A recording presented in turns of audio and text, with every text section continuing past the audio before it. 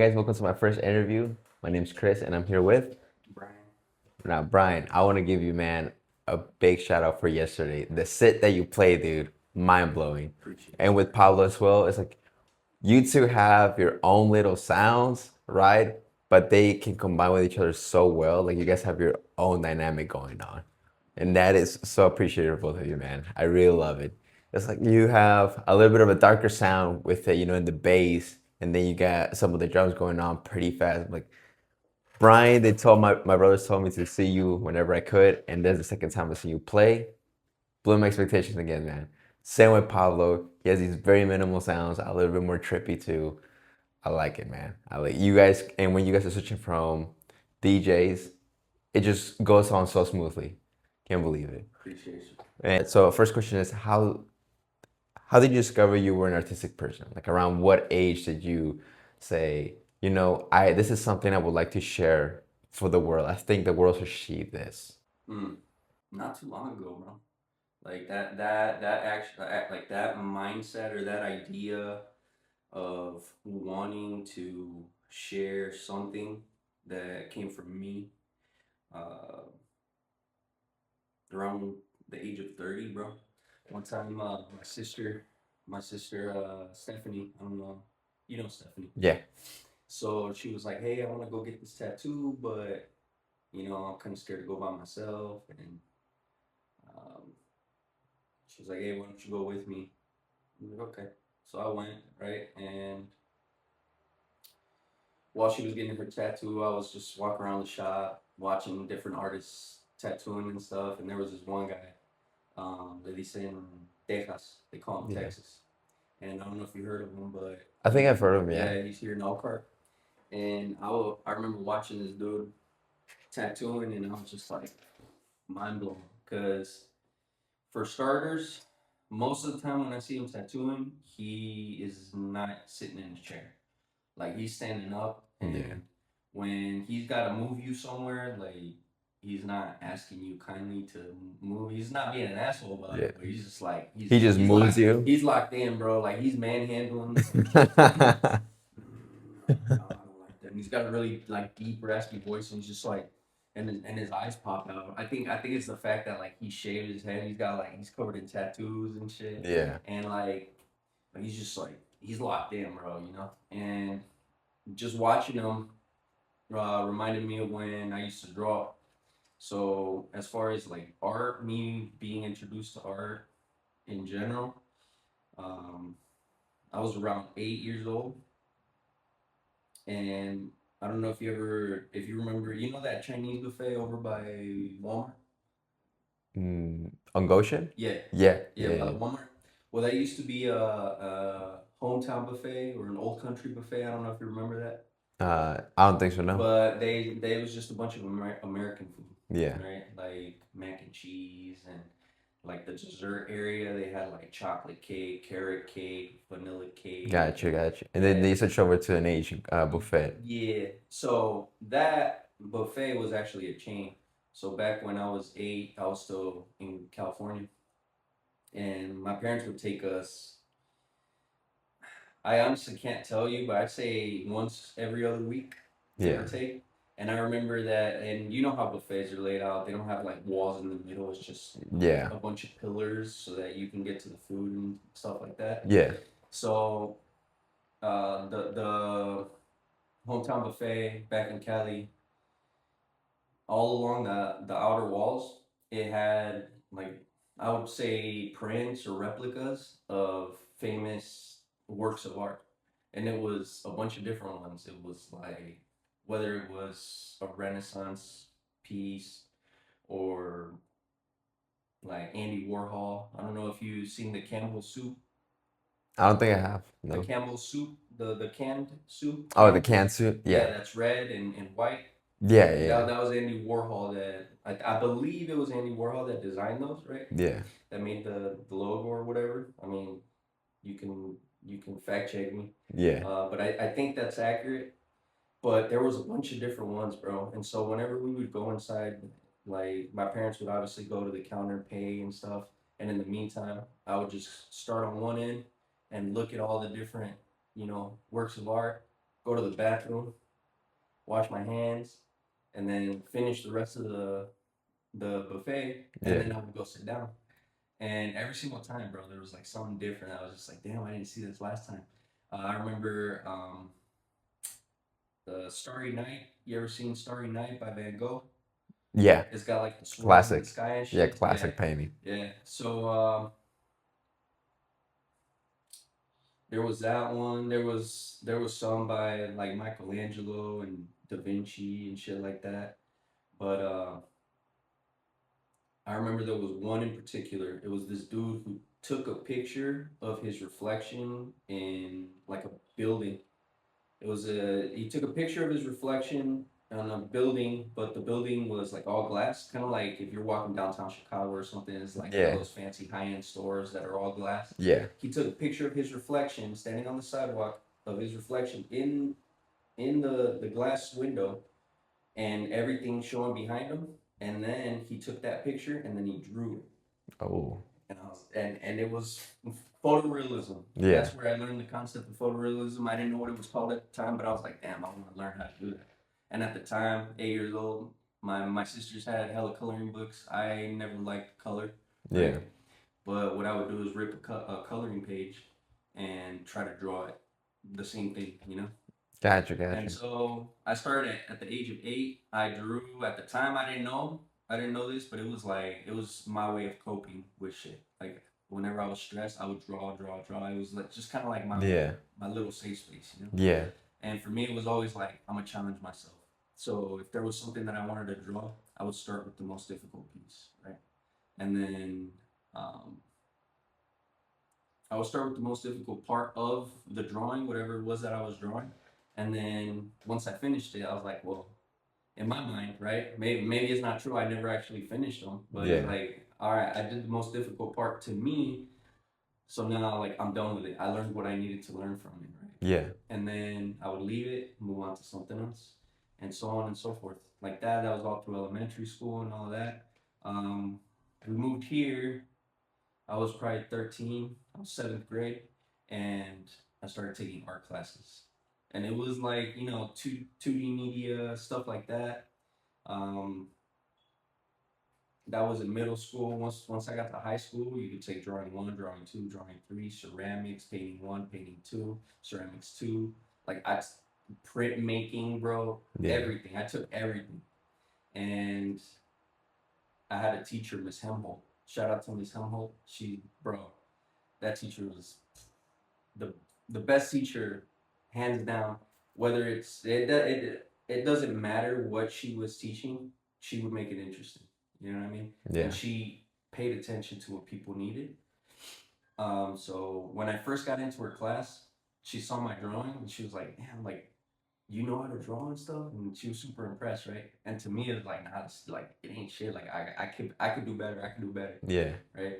But she was super impressed, so immediately she was like super happy with me the first assignment that we had. But then the following assignment, uh, it was one that we couldn't get done in one class period. Yeah. So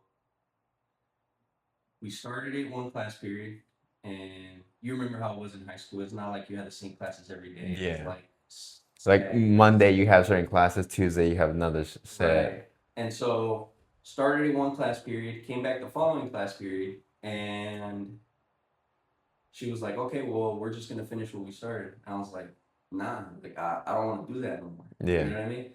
And she was like, "Well, what do you mean? Like you gotta hand it in, like you gotta turn it in, or else you're not gonna get your grade." And I was like, "Well, I don't care. Like basically, like you're telling me, well, you can't draw, like you know." I was a dumbass. I was stubborn, Yeah. but I was like, "Nah, I don't want to do it." And then now comparing it, kind of like we were talking about DJing earlier.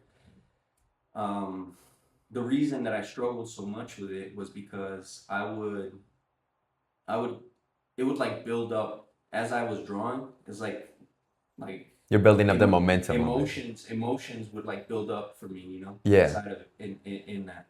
And so once I got done, it's like you go to an open to close set, Yeah. right? You go to an open to close set, um, you're like 3 hours in, and Yeah. then you get pulled out, and you gotta go like home and do something else, right? Yeah. And then you're gone for like an hour, and then you Yeah. come back, like the vibe is gone. You know what I Yeah, it mean? doesn't feel the same. Yeah, you'll probably still jump back in, because Yeah. you know that it's like this is one night or Yeah. whatever. But it's like that feeling, that build up that happened from like being there from the opening and as it's building up, like it just fades out. So Yeah. it's like it was the same thing for me when I was drawing. It was like it made me feel good. And then when I came back to it the following class period, it's like I wasn't feeling that same way anymore. So it's like, how am I going to keep building on top of that when that feeling, right, is gone? Yeah. I couldn't do that.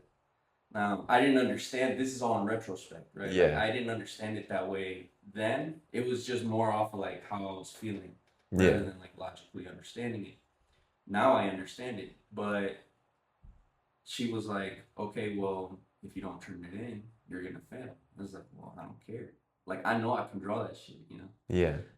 It may not be the best, but I know that if I did it again, I would improve on the mistakes that I made and whatever. Um, I was stubborn as hell, but so what she did was like, okay, you know what? I'm gonna let you. Whenever we got a big assignment like that I know is gonna take more than one class period, I'm gonna have you come to my class first thing in the morning, right? On the day that you're gonna have my class, and I'm just gonna have your teachers from your other classes of that day collect your work and bring it to my or send it to my class, right? And then you're just gonna be here all day. So she would literally let me just draw So, all day, bro. The only break that I took yeah. was going to eat.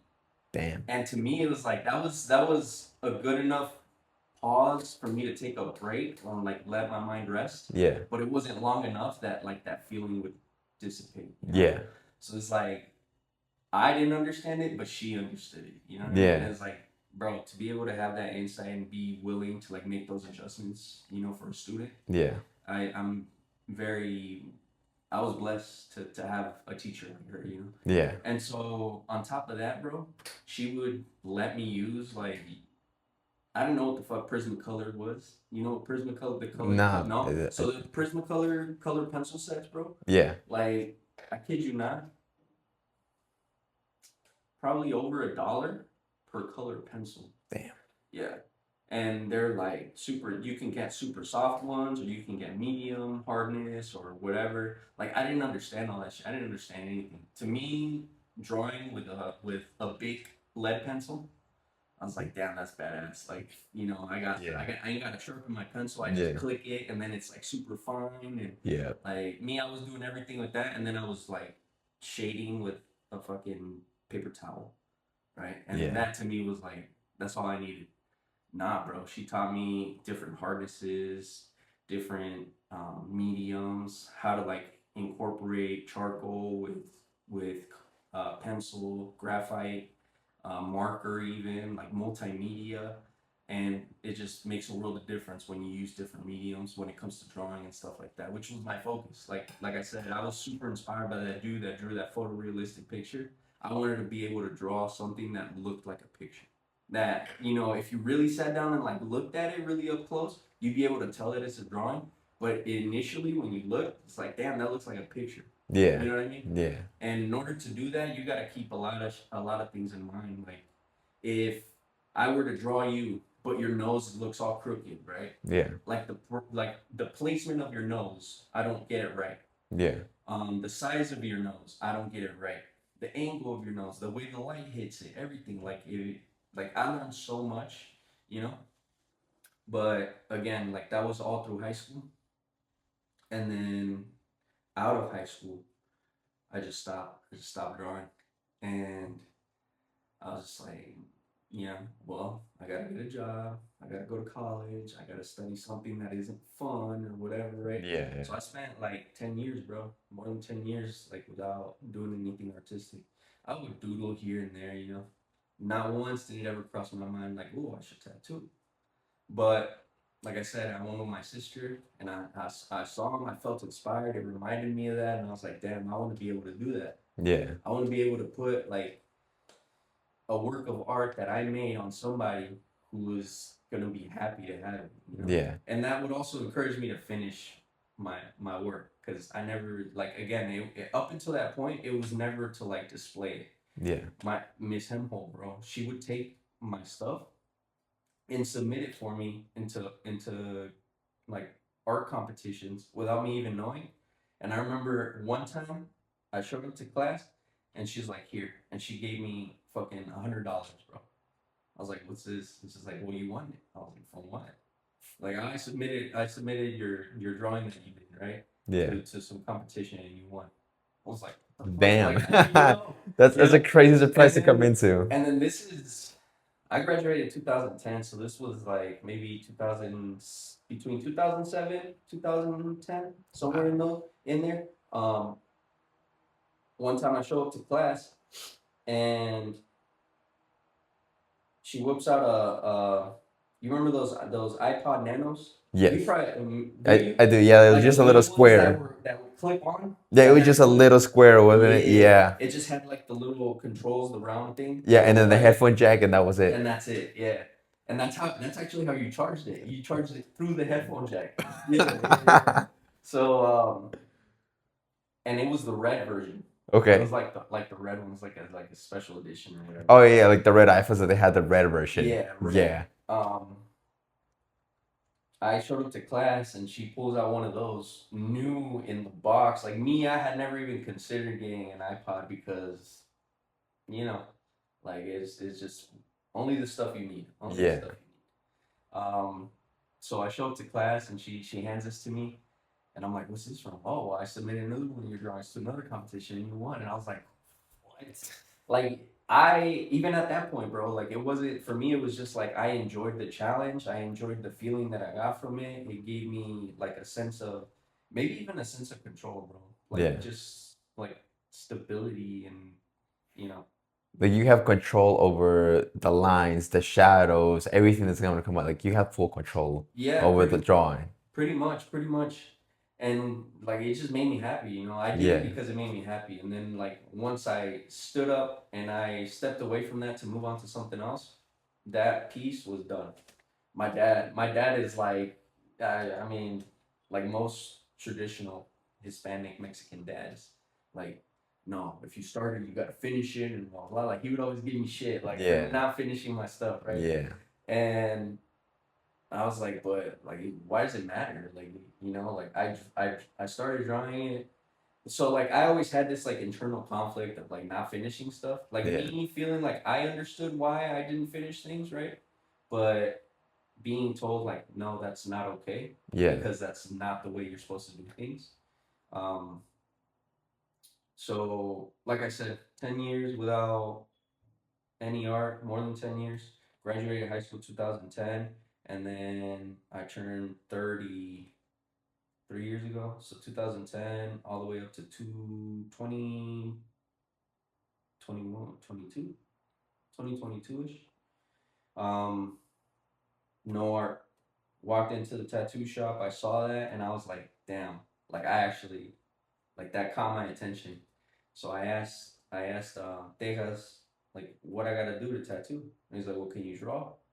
Bro, I don't have any of my fucking drawings. I wish I would have kept my drawings, right? Yeah. But I had one, and I'll show it to you later. But it was a self portrait. It was my last assignment. Actually, no. In college, I took a media class. It was an art class. It wasn't specifically drawing, but this final project that I did, we had the option of making it a drawing. Yeah. So I did that. I went with like what I know, you know? Yeah. And it was a self portrait that I made marker, graphite, charcoal. Like I did multimedia, and I had a picture of that, and I showed it to him, and he's like, "Bro, get a machine. You know, come whenever you can. Yeah. You know." And the guys were welcoming. I got to sit down and watch them tattoo and stuff. That's where I did that. The Anubis that I showed you on the Yeah. back of that Pikachu. Okay. That was the first one that I ever did, like full like a full tattoo that I'm like, all right, That was your first one. that was that yeah yeah. Wow. And bro, it is so different tattooing on skin versus like real skin. Yeah. With real or with or Fake skin? with fake skin with the synthetic skin, tattooing on a person, very different. On this stuff, you got to go over it multiple times to get the same darkness and saturation. Yeah. Over here, you got to go multiple times. If you were to tattoo over the same spots on real skin versus the fake skin, you would scar it. You would cause wounds. So it's like it's a good starting point, but at some point you gotta work on a real person, on live human flesh. Yeah. Um, I know that there's people that will use like pig ears. They'll go to a butcher and buy like pig ears and tattoo pig ears just to Yeah. get like kind of that in between of like you're not using fake skin, but you're also not tattooing a human. Yeah. You know, oranges. I've heard people tattooing oranges. I've seen people tattoo like styrofoam cups to kind of get a feel of like needle depth and stuff like that. But I just went with that, and then I had that laid out on my little armrest. And one guy came in to the shop and he was like, "Hey, I want to get this tattoo done." Nobody was available, and I was there. He was like, "Well, what do you mean you got nobody? Who did this?" And he saw the Anubis. He was like, "Well, can he tattoo me?" I was like, "Bro, like I've never Wow. tattooed a person, you know." Wow. I was like, "I've never tattooed a person, you know." I actually ran into him maybe like a month ago at the gas station, and Yeah. I did a rose on. That's another thing I had never done a rose before, Yeah. so I was like, "Fuck." So I think I had another like thing of fake skin, and I practiced a rose before I did it on him, but it turned out pretty good. I saw it recently, and it's been at least 2 years, um, and it turned out pretty well. So that was the first tattoo I did, and then from there, like that was when I actually like internally um, believe like I have some sort of something that I can contribute to others, you Yeah. know, that I would like to show to others, Yeah. you know, and honestly, like I will never forget this. I remember at the time it was the biggest tattoo I did on somebody.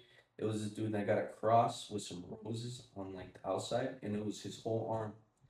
And bro, every single time he got up, like we took a break and he got up and looked at it in the mirror, his smile got bigger and bigger and bigger. And I was like, hell yeah, like this is what Yeah. this is what I like. Yeah. And to kind of compare it to DJing, bro, like when you see people getting getting down, like just fucking zoned out, bro.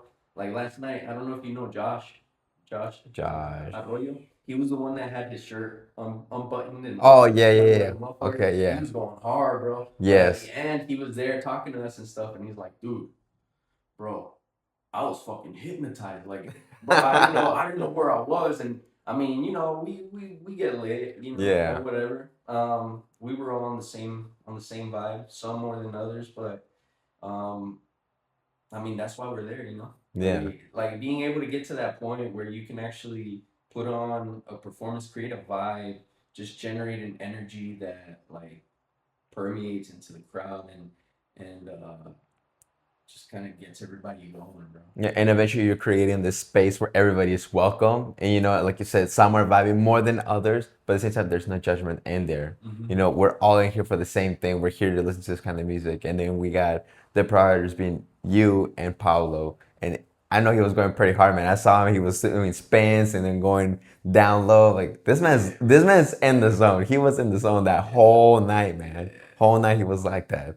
But at the same time, like no judgment at all, because like this man's loving it. You Yeah, can just tell he's loving it. yeah, yeah, exactly. And so that that's pretty much that was pretty much my first what my first experience with like house techno. Actually, we don't really play a lot of trance, or we haven't, right? Um, but trance was my first introduction to just the the umbrella term of electronic music. It was Okay. trance. At the time, Pablo was working at Aries, Okay. and Jose would work out there, and I met them there.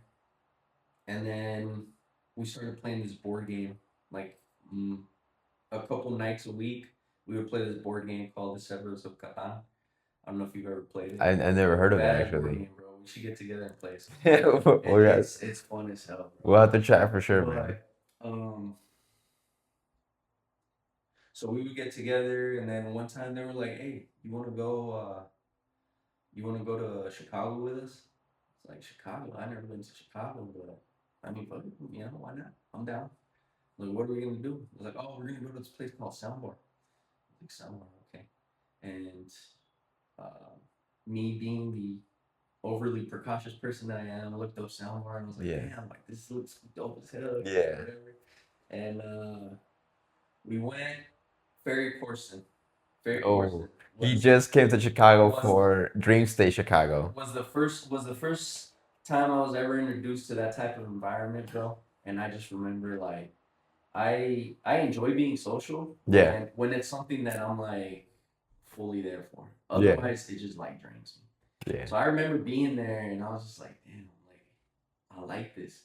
But there was one point where I was just like, fuck, man, like there's too many people, like you know. And I didn't want to go all the way in the back and just like see from afar, like no, I wanted to like feel it, you know, Yeah. obviously. But I also didn't want to be there, you know. What's up? I think we were just upstairs. I didn't want to be there like don't get me wrong, like I'm not a germaphobe and like opposed to being around people, Yeah. but me encento.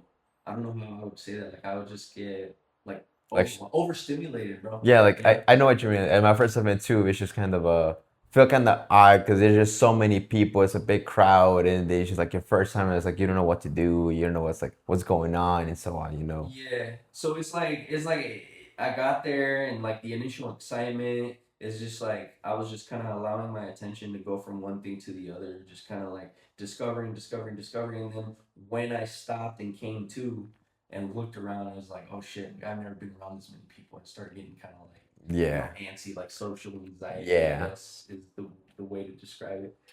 But I was like, dude, I love this. Like I like I don't see why we can't have something like this closer. Yeah. You know? Yeah. So I remember at the time, bro, I snuck up into the VIP area at Soundbar Yeah. and I was just watching the DJ from the glass, right?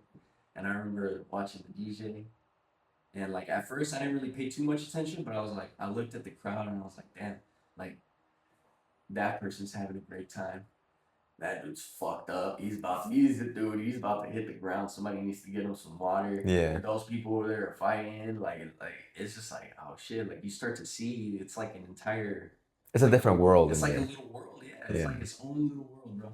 And I was like, damn. Like I like this. And then I remember paying attention to the DJ, and it's like, dude, like this is the source right here. Like this is where everything's coming from. Yeah. Like this little table right here Yeah. is generating everything that is going on, right? Like it's influencing everything, right? And I was like, Yeah. damn, that's badass. And on top of that, like this dude is right smack in the middle of just feeling everything, you know. Yeah. Like if anybody's enjoying this, like it's that guy, you know. And I Yeah. was like, I want to learn how to do that, bro. I had no idea. I had no idea how to DJ. Yeah. Nothing. But immediately we came back, bro, and it was a few shows still. Like I thought about it. I have this like hesitation to like hop onto things because the moment I do, I'm going fucking, you know, I'm jumping in the deep end, bro. Yeah. Like there's no going back. Yeah. It's not until like It's like you're the crowd control there, man. You're controlling the crowd pretty much. well, no, I'm talking about like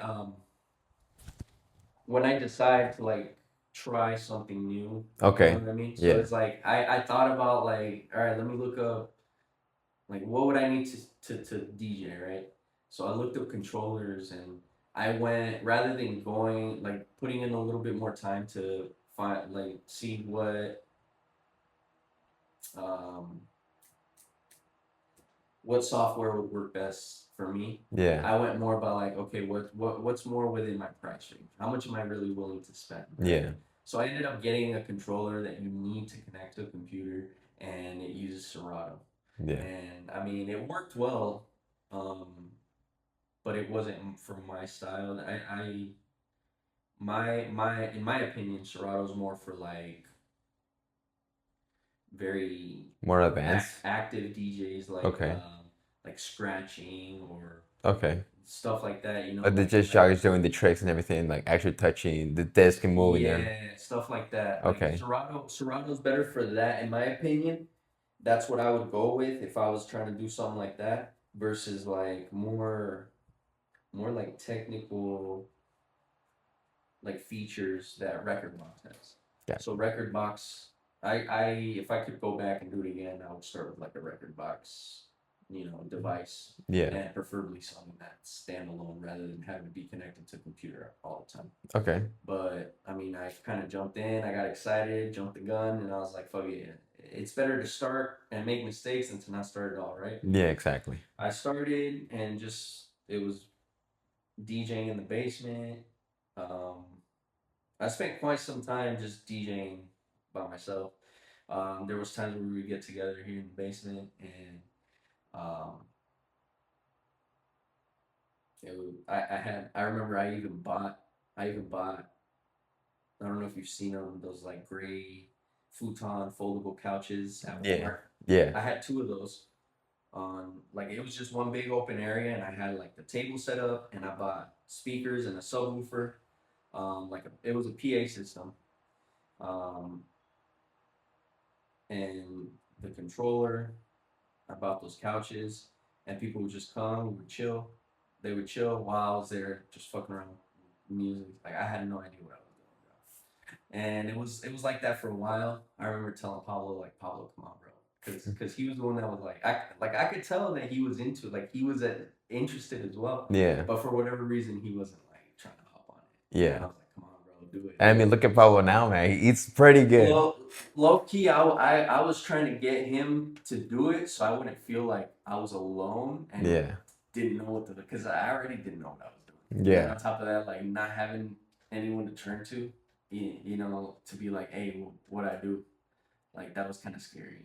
Yeah. But he was always there, and eventually he hopped on. And honestly, bro, I can tell you hands down, Pablo, in my opinion, in the area, is like the most technically skilled DJ when it comes to like house, techno, trance, and stuff like that. He's the most versatile. Um, he, I think he'd be able to get himself out of any situation, and he throws these curveballs like you said earlier. Like it's just little random like It unique was sounds, bro. That just there. like Yeah, there's times where he's just doing this very like high pitched sound, and he just keeps on playing it over and over and over again, and then I don't know where it just fades away. And he drops this nasty bass. I'm like, and dude, his transitions are clean, it, bro. Like like this is Pablo right his here. track selection is fucking A1, bro. Like he's put in a lot of work, bro. And um, eventually he did. The first time we ever threw a party, bro, was at my parents' taqueria Okay. for Jose's birthday. Yeah. And at the time, Paulo was still not DJing, bro. So we threw Jose a party, and it's like I was over here just playing music the whole night. Um, Honestly, it would have been cool to record it because it was trash, bro. Like my mixing was trash. I had no idea what I was doing, bro. But everybody had fun, bro. Yeah. And the thing is like I bought like one laser light and a fog machine. I think we had the fog machine at that time. I don't know, but it was one light. We put black trash bags on the windows, cleared the floor, had one table for like beer pong and stuff, and Yeah. then we threw Jose a birthday party. Right, that shit was fun. Um, from there, little by little, my like little collection started growing because for my birthday one time they got me another laser. Jose Jose and Paulo got me a laser for my birthday to add to, Yeah. the whole And production. now you got two lasers going I on. got Yeah. two lasers going. I bought some flood lamps. Ooh, I bought a man. truss. I've never used that bitch. I don't even know where it's at. But I bought a truss. Um, I even started getting into like lighting, like doing like controlling lighting or integrating lighting or visuals with stuff like that. I never Yeah. really like pursued that, but it was something that I started trying to get into. Maybe eventually, in the future. Um, I think whenever I think of incorporating visuals, I think of Eric Pritz. Yeah, like have you Yeah. seen his What's it his cue? cue, Yeah, the cue. I've seen the his cue in EQ, the holographic show as well. that stuff like that? Like, bro, that's mind blowing. First time I saw Eric Chris was in ARC, maybe about two, almost 3 years ago. Dude, I think I was 20 or 19. Dude, Eric Pritt's holographic show was mind blowing. I know I kind of went all over the place, but You're fine, you're fine. No worries. um, I mean, I've seen that I put a picture up on the final video, but you guys played at Beer Garden back in 2019.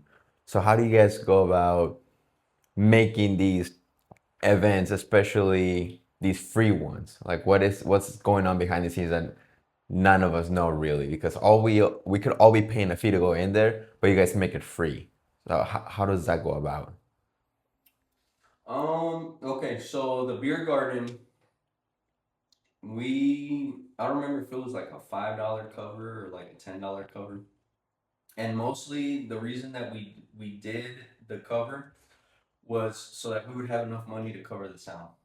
Okay. Because I mean, you were there last night. The sound you need for that type of music, you need Yeah.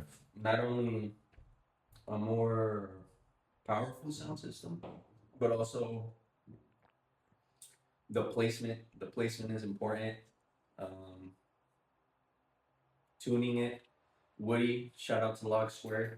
They, bro, they do massive shows. We're talking like concerts to little venues, like the one Yeah. that we played yesterday. And he puts in the same amount. I wouldn't question that he puts in the same amount of effort to setting up to balancing everything to make sure it sounds the best that it possibly can to give people the best experience. All the lasers, all the lights, except with the exception of the ones that hang inside Varecito, Yeah. all the lasers, lights, the fog machine, all of that, that's Woody. Damn. The sound system, Woody. So Damn. I don't know if you saw him and his lady at By the that table. table? Yeah. They're sitting there, and whenever there's going to be a big transition or like a drop or whatever, a build up, like he's controlling that. All the chain. It's not like they just do them by themselves. Like Yeah. he's sitting there. He's a light engineer. He's a sound engineer. I'm pretty sure he's he's yesterday he was showing us pictures of these speakers that he was building, bro. Like he Building speakers? yes, yes, yes, yes, yeah. What? So he does all of that, bro. Yeah, he loves it, bro. Damn. And you can tell because he puts everything that he can into setting it up so that we can if we're gonna have a problem, it's gonna be because of us, not because of him. Yeah. Like if we fuck up, he's gonna make sure you guys hear it clearly. Yeah. Like and that's really it. Like it's like I personally I don't remember who connected us with Woody. You know what? It was Thomas and Terry, bro. These two brothers that also DJ. Uh, but anyway, as far as the beer garden, bro, it was just so that we could get the sound. That was the cover charge mainly, Yeah. right? Um, and the first time that we did it, I remember we pitched it to the owner, and they were kind of iffy about it because they're like, I don't know, electronic music. At Yeah. least that was my impression. Maybe I misinterpreted it, Yeah. but they were kind of iffy about it. Yeah. So they're like, all right, we'll try it, whatever. So we set it up. The night gets going, bro. And this was pre-COVID, bro. Yeah. So this was pre-COVID, and they didn't close till late. I remember it was close to 11 o'clock, and they had to call people in to work. people were running outside, like bartenders were running outside collecting glasses to be able to keep up with orders for the drinks. There was So you guys blew the yo, expectations. bro, it was insane. It was insane. And at the time, Wow. bro, like at the time, because it was our first event, at least for me, Yeah. Pablo always does a really good job at keeping like overlooking the macro, like the bigger picture. He pays attention to the big picture more than I do.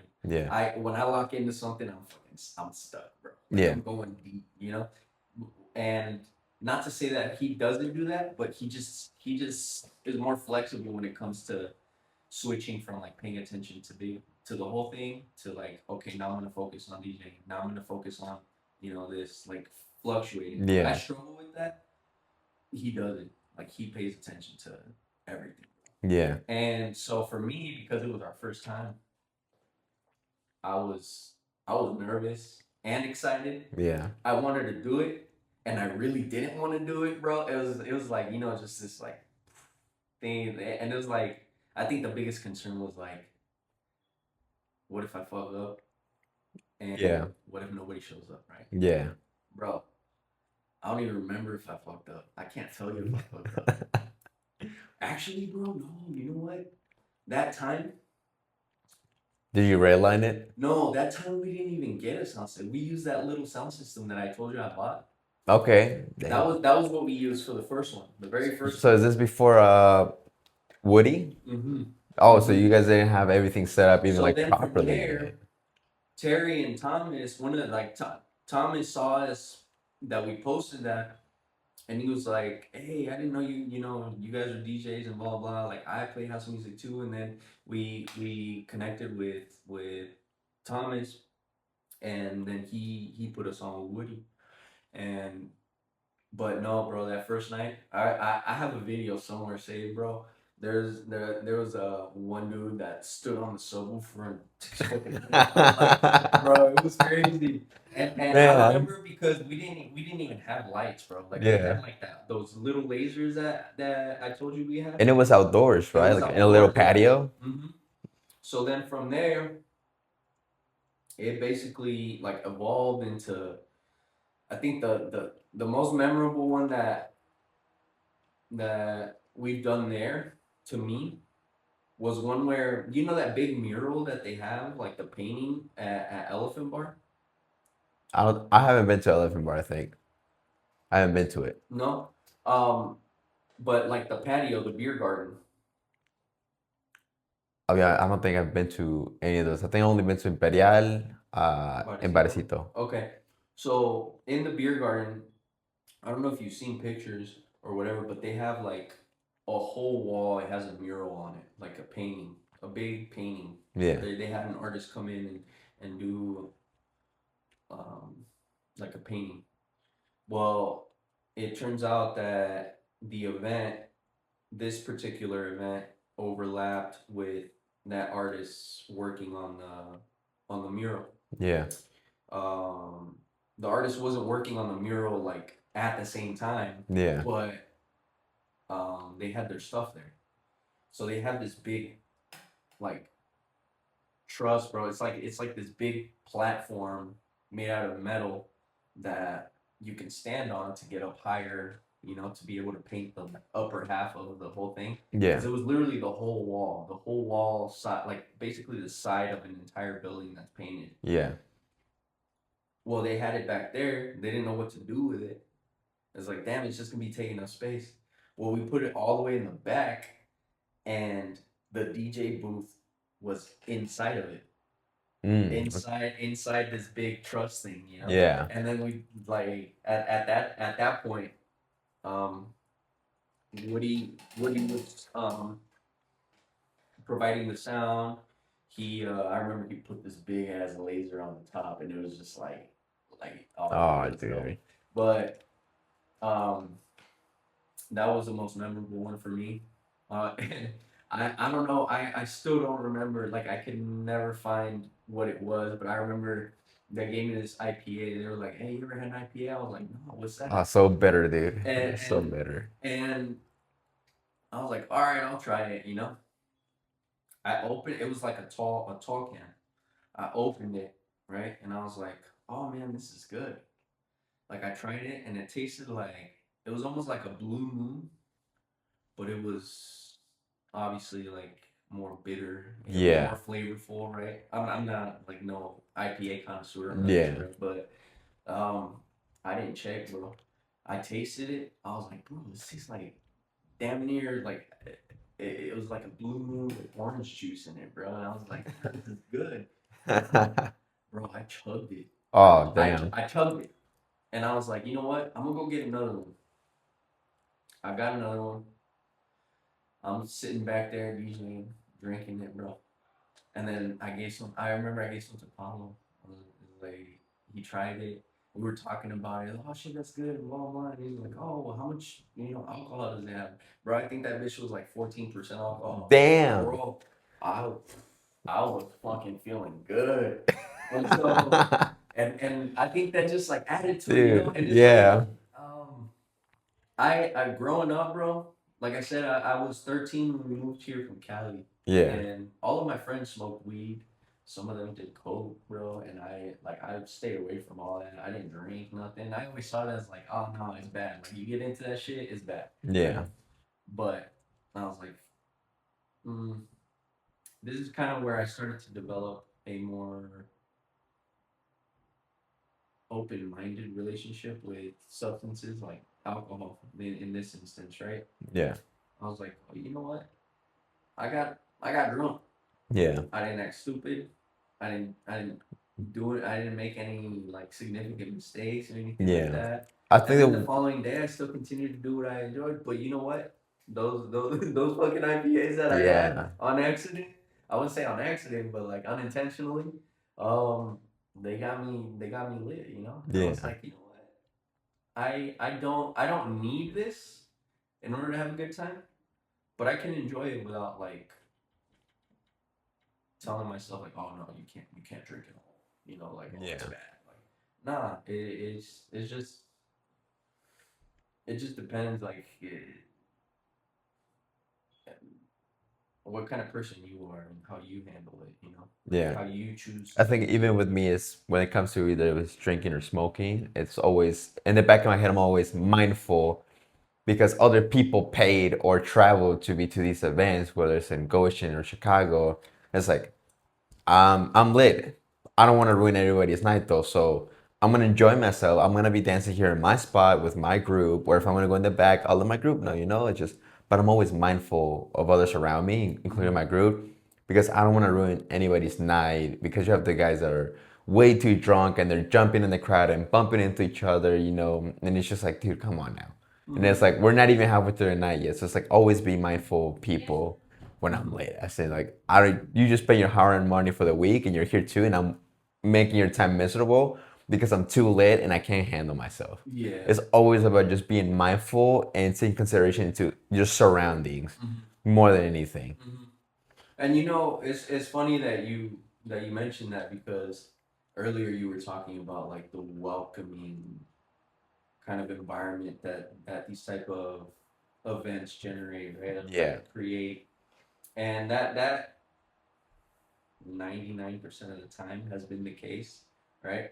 Music, man, in this environment, this own little world, I met so many cool people, man. And I'm just making so many friends. Like every time we go to Chicago, I meet at least two, three people. I get their Instagram and I hit them up not here and there. And then I find them again in Chicago where it's an open air event, another techno event, house event, or a festival. Next thing I know, some of them are going to EDC, some of them are going to New York as well. And it's all because of this music, man, that all brought us together. And we're all just dancing and then we just compliment each other and we take care of each other. Paulo and Laura, Pablo and Laura, have they yeah. ever shown you guys the collection of candy that they have? No. Ask them, bro. They have a. That I remember. I remember one. Maybe they had more. I maybe, but I remember there was one, bro, just like full of like fucking bracelets and necklaces and like pins and like Damn. just stuff that people hand out. You know, it's just like why, for what? Yeah. just to give, bro. Just like Yeah. just to make it a little bit more memorable for that one person. Yeah. And I, so and then EDC was the first time ever I got my first piece of candy and the Ubuntu stage by this girl. Man, it was her and her siblings. And then from there on out, there was another lady with her husband. I think it was Mama T Bunny or so. She gave me another piece of candy. She told me I looked just like her son-in-law because it's her son-in-law, but they go out to EDC a lot more than they do with her own daughter. So they just told me like they confused me. They thought I was him because I got on top by the pole by the tower and I started dancing and I had overalls on, dude. And I was like, same vibe. yeah, same vibe. They thought it was me because he was wearing the same outfit in one of the EDCs too. Damn. And they showed me the picture. I'm like, dude, it looks like me, low key. And so from there, I just going stage to stage, collecting candy from so many different people. And even though my first edition had nothing, I would just give them the one I had and just trade it for something else. It's like, dude, it's a great time. And it's just to give something, like you said, to make it more memorable. Yeah. It's a great time. The music, man, overall, is just something very beautiful that Yeah. has brought a lot of us together. Even though we come from so many different backgrounds, like very versatile backgrounds, that same music just brought us all together. It's very good. This was like the first time that this like thought really hit me. Um, it was Mambi in Chicago, and then there was an after party that we went to at Soundbar, and who was the DJ? It was DJ Tennis Oh yeah. back to back with Dixon, bro. Ooh. And I remember there was a point where I like looked out into the crowd and all, and everybody was fucking. It looked like an ocean of people just like moving in like synchronicity, bro. Like they Yeah. were just in sync. It was like, and then I looked up at them and I was like, damn, like it's like the fucking puppet masters, just like you know. And so I kind of looked into it. I was like, how technical can this stuff get? And that's when I like started to like look into frequencies of music and how certain frequencies affect your body or can have an influence in your body. Yeah. And um, then I started thinking like, you know what this reminds me of? This reminds me of motherfuckers banging drums around a campfire and just Yes. Yeah. and it's just like, bro, that's exactly what we're doing. Like we're just getting everybody in sync. You get going like more tribal kind of sounds into it. And it's like something in your brain just clicks with it, and it just everybody just like you said, a frequency, just a wave. And it was just like that when I saw Amin Dixon for the first time in Arc. I think it was back in 21 or 22. Dude, Amin Dixon, everybody was in sync. And if you're saying that about Soundbar, imagine Arc when they were in main stage, dude, just a whole bunch of like three times the amount of people. Yeah. Everybody in sync too. No phones, no nothing. Everybody's in sync. Amin Dixon. I remember some of the visuals. I see like this little volcano made out of water and a speaker comes out and they just drop this nasty bass. And it's just, I look at Gio, he looks at me, we're both making the nasty bass. We're like, oof, like it just knocked the air out of you, man. Like, Yeah. it was great. Like I still remember that. Still have to see Dixon one more time, man. Yeah. Actually, Gio took a picture with Dixon, bro. Really? Out in Awakenings, yeah. Damn. Took a picture with him. That's what's up. So when in your life have you felt the most yourself? But when you partake in certain activities, as in a lot of us, we could say when we're dancing, like we just put on the sunglasses, you close your eyes with that, and you don't acknowledge anything or anyone. It's just you, and you feel like in this room, and it's just open space, and you're yourself. You're connected with yourself. You're connected with your thoughts. Yeah. It's funny. It's funny that you say that. When I feel the most myself, because last night I told Pablo, I was like, bro, we're fucking back, bro. Like I haven't felt like this in a while, you know. And it's like in like the most recent events that I can think of, it was either I would open for Pablo or I would like play in the middle or whatever. Um, but that that kind of synchronicity that you were mentioning between Pablo and I, like that's been years in the making, bro. Like it didn't just happen, Yeah. Like people that aren't necessarily that just kind of showed up like okay, we ended up at Varecito last night, right? Hmm. And they didn't even know what to expect. They probably wouldn't think about this, right?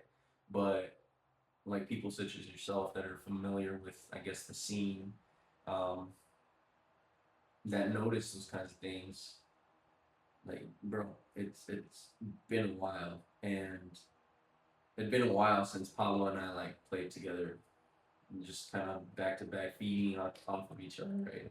And I think that concept initially began when there's three different back to backs that are fucking You're more like you're that memorable. yeah.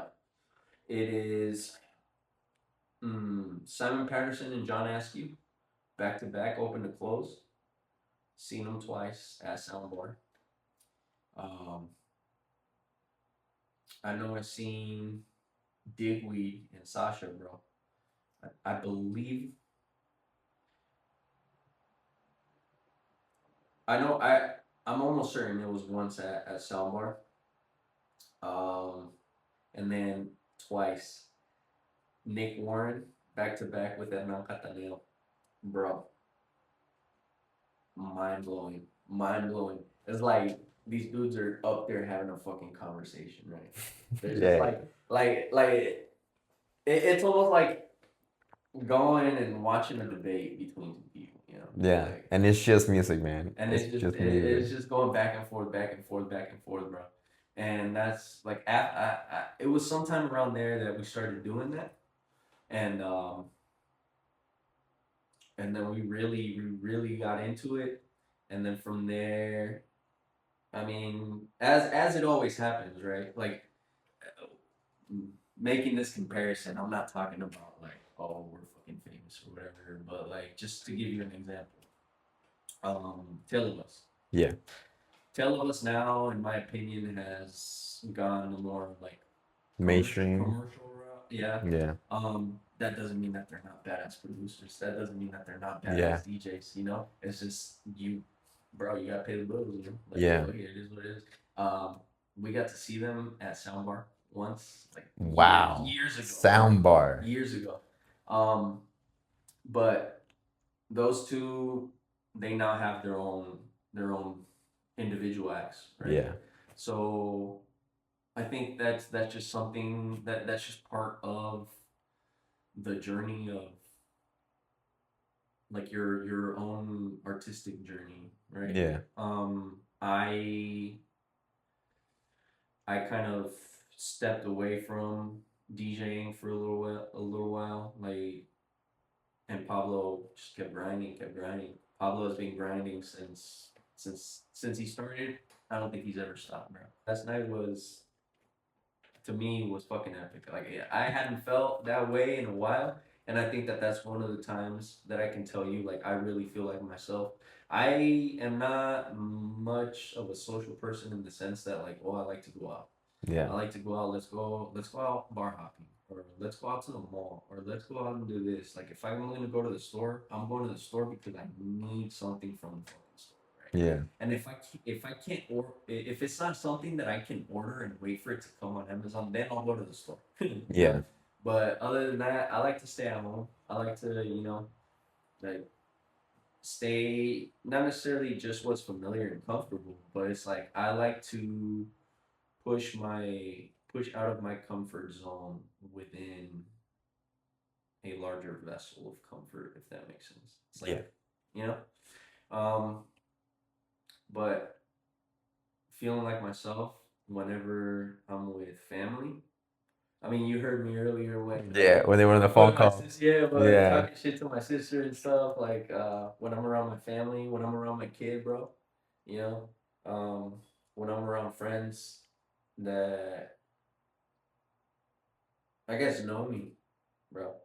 Um, I think a huge part of that is just like genuinely feeling accepted because like I realized like I'll when it comes to like socially speaking, I'll be doing some shit that just doesn't make sense sometimes Yeah. to other people. To me, it makes perfect sense because that's just like that's what makes sense. But like being around people that know me and understand that, you know. But definitely doing things that I enjoy, like music, DJing, drawing, tattooing, shit, bro. Even cleaning, you know. It's just like Sometimes cleaning is like, that's me, bro. Like you you see a fucking mess in a room. Let's say it's a shared community space, right? yeah, The kitchen, for example. You can tell whether I cleaned it or somebody else cleaned it. yeah, Why? Because even there, like I have my own identity. You know what I mean? yeah. And I think, like, to answer your question more directly, I guess in a different way, just I think now that I've gotten older, made more mistakes, experienced different things, and that trial and error. Yeah. It's kind of like chipping away at who you are. You're like a solid slab of marble, bro. Yeah. And little by little, you're just breaking pieces off. And the more you, it's crazy because the more you lose, the more you, You shape yourself up. yeah, exactly, Yeah. exactly. So it's like that's pretty much it. Like I don't think I've ever felt more myself than I do now. You know, at my 33 years of age, Yeah. than I have in the past. But the moments in which it's very present, bro, it always involves people that just fucking get it, bro. You know, Yeah. that just get it and accept it without judgment. Um, and it's something that genuinely like fills me from the inside out rather than from the outside in. You know, Yeah. so Yeah. that's definitely. I mean, I guess to sum it up, that's If you could be known for one thing, what would it be? key. Because I know you got a lot of things going on, man. So it's like, Mm. what's that one thing? I have to take it back full circle to that tattoo, bro, of the dude that like I said, every time we would take a break, his smile just got bigger and bigger and bigger. Like just knowing that somebody's mood has been lifted because of something that I did. Um, that's just fucking that to me. I feel like lives it outlasts anything that you could do physically. Yeah. You know, because even for example, powerlifter, right? He may go in at a certain body weight, right, and lift X amount of weight, but pretty soon there's gonna be another motherfucker that comes in at that same body weight and lifts a little bit more weight. Yeah. I mean, look at a lot of the teenagers now, dude. They're like, But the impact that he had on his little brother, yeah.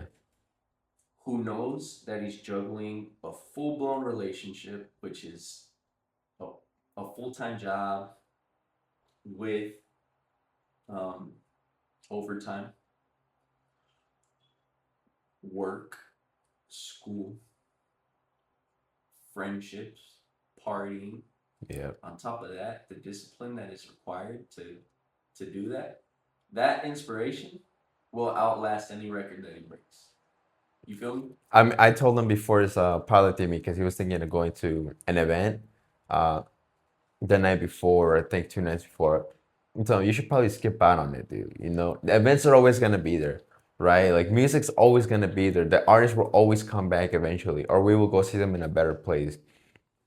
But the discipline that it took you to lose so much weight to be able to clock in at this weight for the meet, and you're gonna be lifting this much, right? And you've been doing work, school, the relationship, the workouts, the late night workouts, man. Because sometimes you would do them either morning or night. It's like there's no consistency in it, right? But you still showed up just because you skip a party here and there, it's not gonna affect you. I should have told him, I should little brother, man, I see it, and I really think you've outdone yourself this time from the first time I saw you compete when I was a lot younger.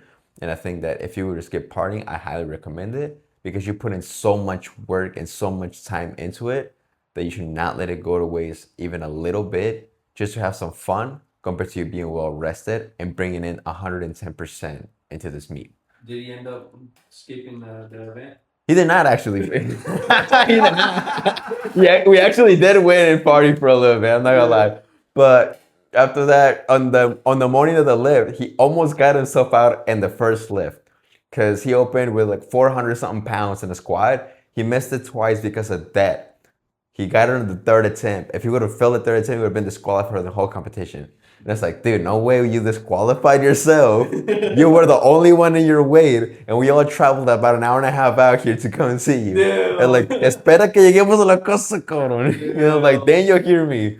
But no, I'm like, I told him, honestly, he got his medal because he was the only one in his weight class. You know, no competition. It was literally him against himself, and he almost got himself out in the first round. It was like, but he still managed to get through it. You know, we all had a good time. We were there to support our brother because we know how much time and effort he put into it, and the least we could do is just show up, Yeah. right? And he got to it, and for that, I'm proud of him. Yeah. I could say that. For sure. Again, that inspiration. Yeah, That man, for inspiration. sure. So if there's anything that I would like to be known for, is encouraging people, um, uplifting people's mood in whatever Yeah. way that I can. You know, yeah, just having that impact that I know is gonna last. You know, and I think now I have a 6-year-old daughter, and just trying to do whatever I can to encourage her to pursue whatever it is that she wants to pursue. Whether it's uh, going on a motorcycle, she she loves going on a motorcycle. Her mom freaked out, bro, because I'll give her rides and shit. Yeah. So it's like, okay, well, what can I do? Got her a harness where like it straps her onto me basically. Yeah. Got her a helmet, and she's like, I'm down. I'm down. Like she used to be scared when I would turn it on. Now she's like, Daddy, when can we go on a motorcycle? When can we go on a motorcycle? If we're gonna go somewhere, is it gonna rain? Can we go on the motorcycle? Like, if we gotta go anywhere, bro, like she don't care. We gotta go to Walmart for groceries. Can we go on the motorcycle? It's like, bro, where are we gonna carry the groceries? She don't care. This morning before I dropped her off with her mom, bro, we made pancakes. I I did the bare minimum, and I let her do everything from mixing the batter to pouring the batter into the skillet, flipping the pancakes, like all of that. It was like I talked to her mom and was like, hey, I'm thinking about getting her like a little motorcycle, just a little like 50 cc, you know.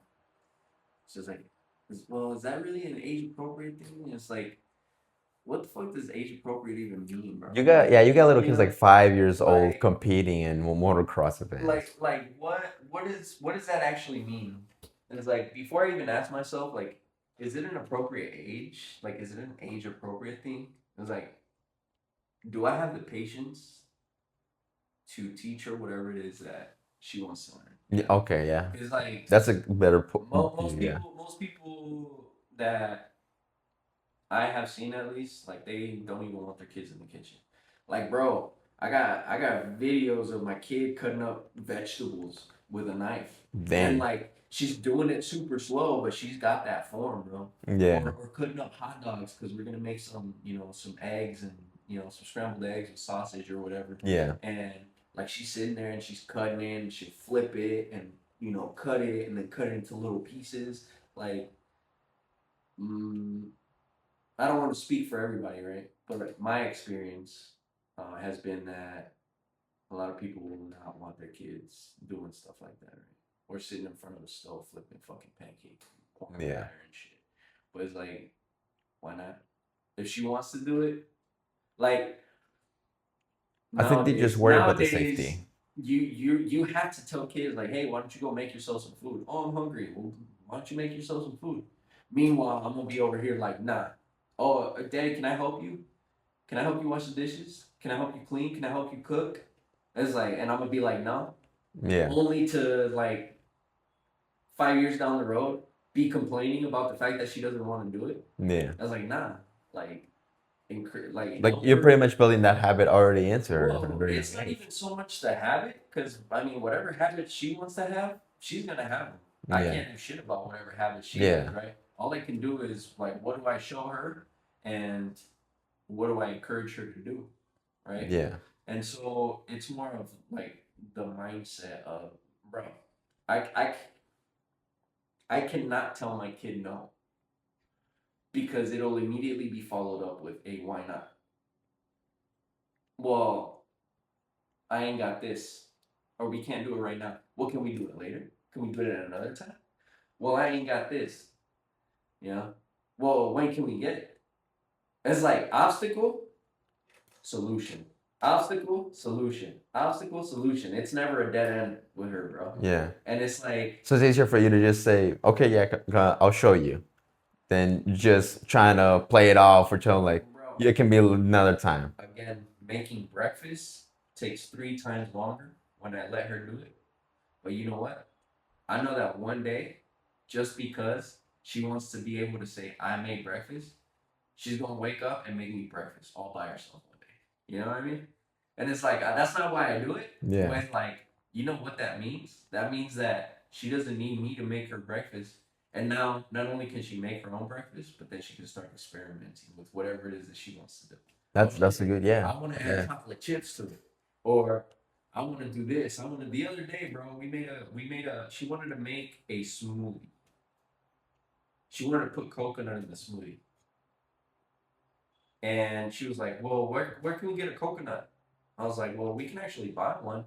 We looked up a YouTube video, saw how to like take the juice out, how to peel it, you know, how to take everything off. We did it, bro.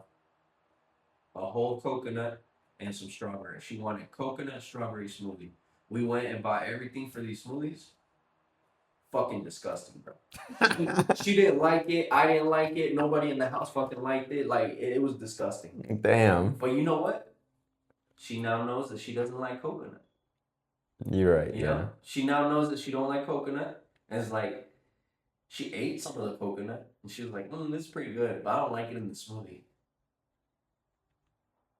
There's so much shit, bro, that it wasn't until I got older and I started really thinking, like, why don't I like this? Because my parents didn't like it. I was like, but I never tried it. Shit. Yeah. It's pickles, bro.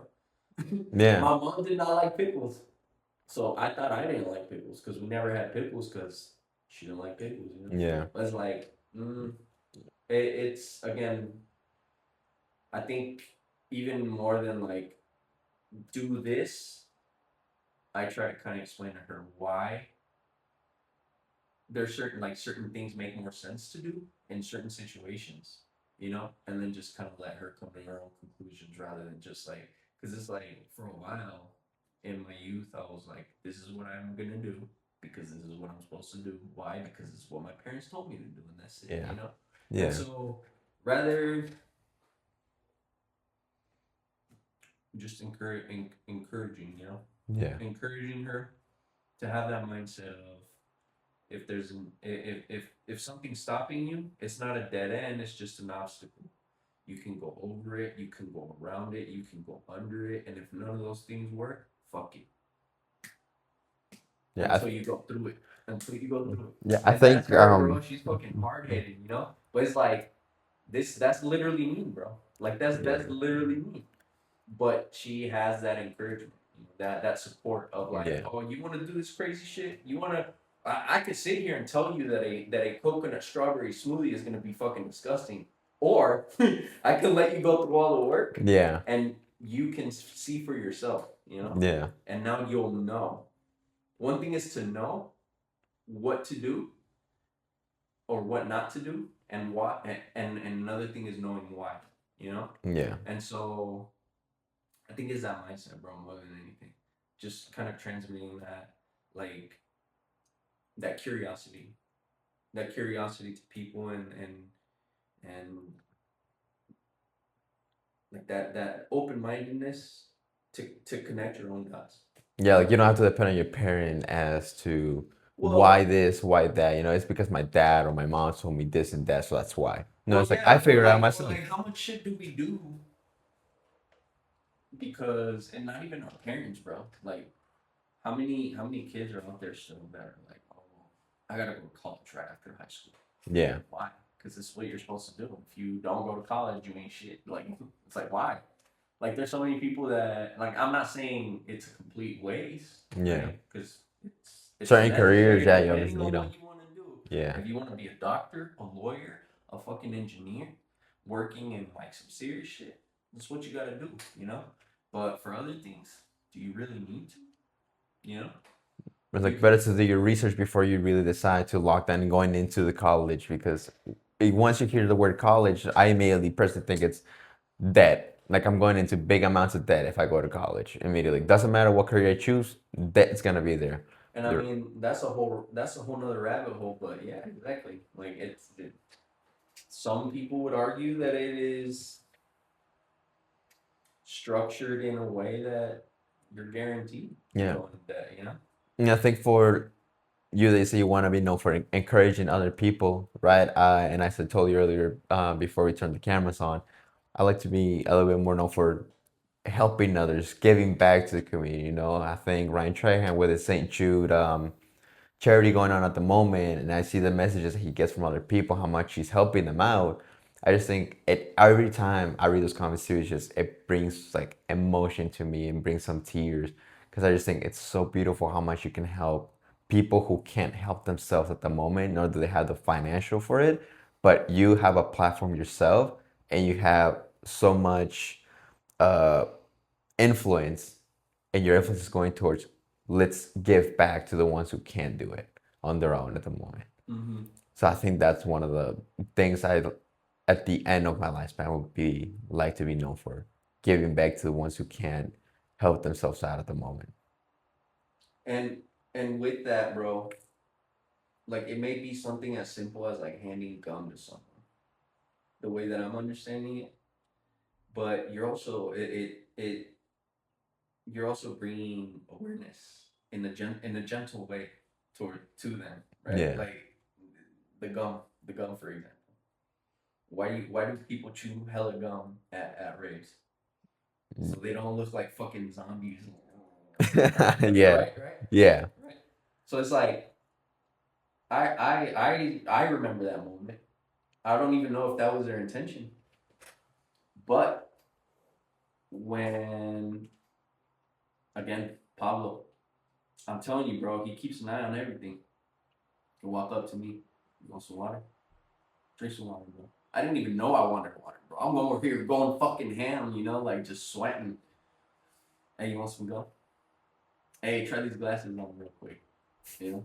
And they were kaleidoscope glasses, bro. Oh Like, oh, shit. bro, I'm fucking The lights, bro. like I'm over here, like the Yeah. biggest motherfucker in the group, Yeah. and you got Pablo over here, fucking taking care of me, bro. Like, Yeah. and it's like, oh shit, like Pablo's taking care of me. What's something life had a break and you so you could gain, so you could grow?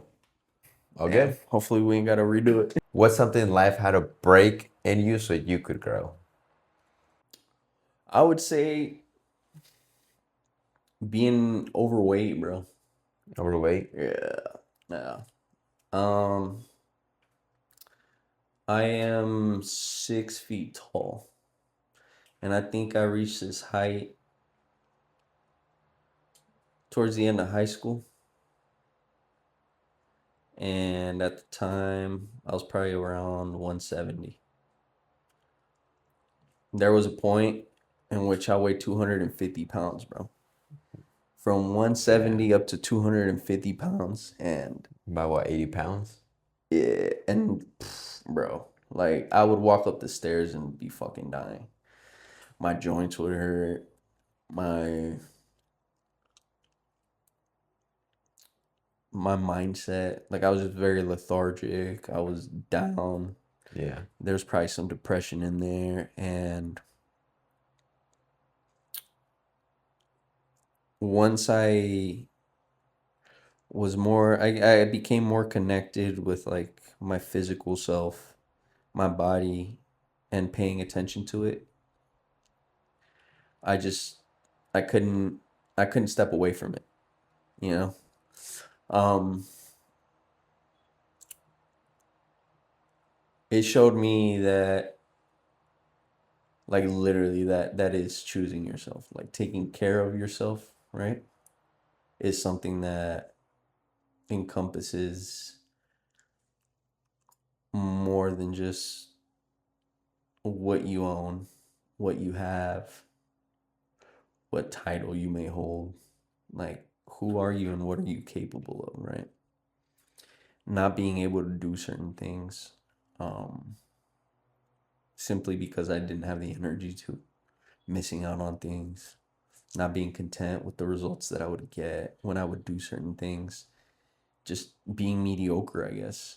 Now, I'm not saying that the opposite of that is just being fucking, you know, Some David Goggins shit. outstanding. Like, I'm not the most amazing at, I wouldn't consider myself the best at anything, right? Yeah. But there are a lot of things that I enjoy, and there are a lot of things that I do that I know that I'm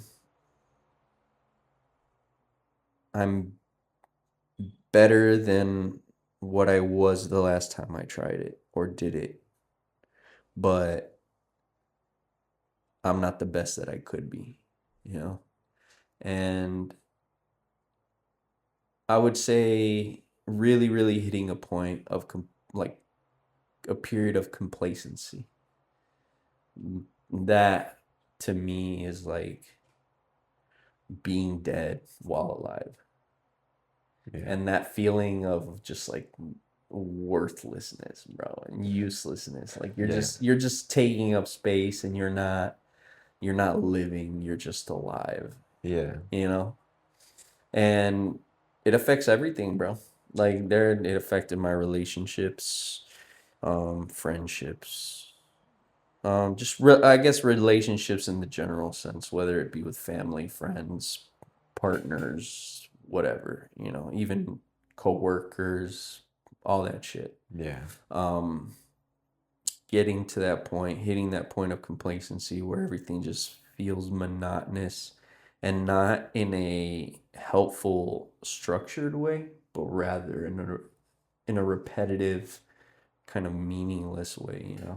Like you Getting just wake up every single day, you just do the same thing over and over and over again. and having nothing to look forward to, Yeah. right?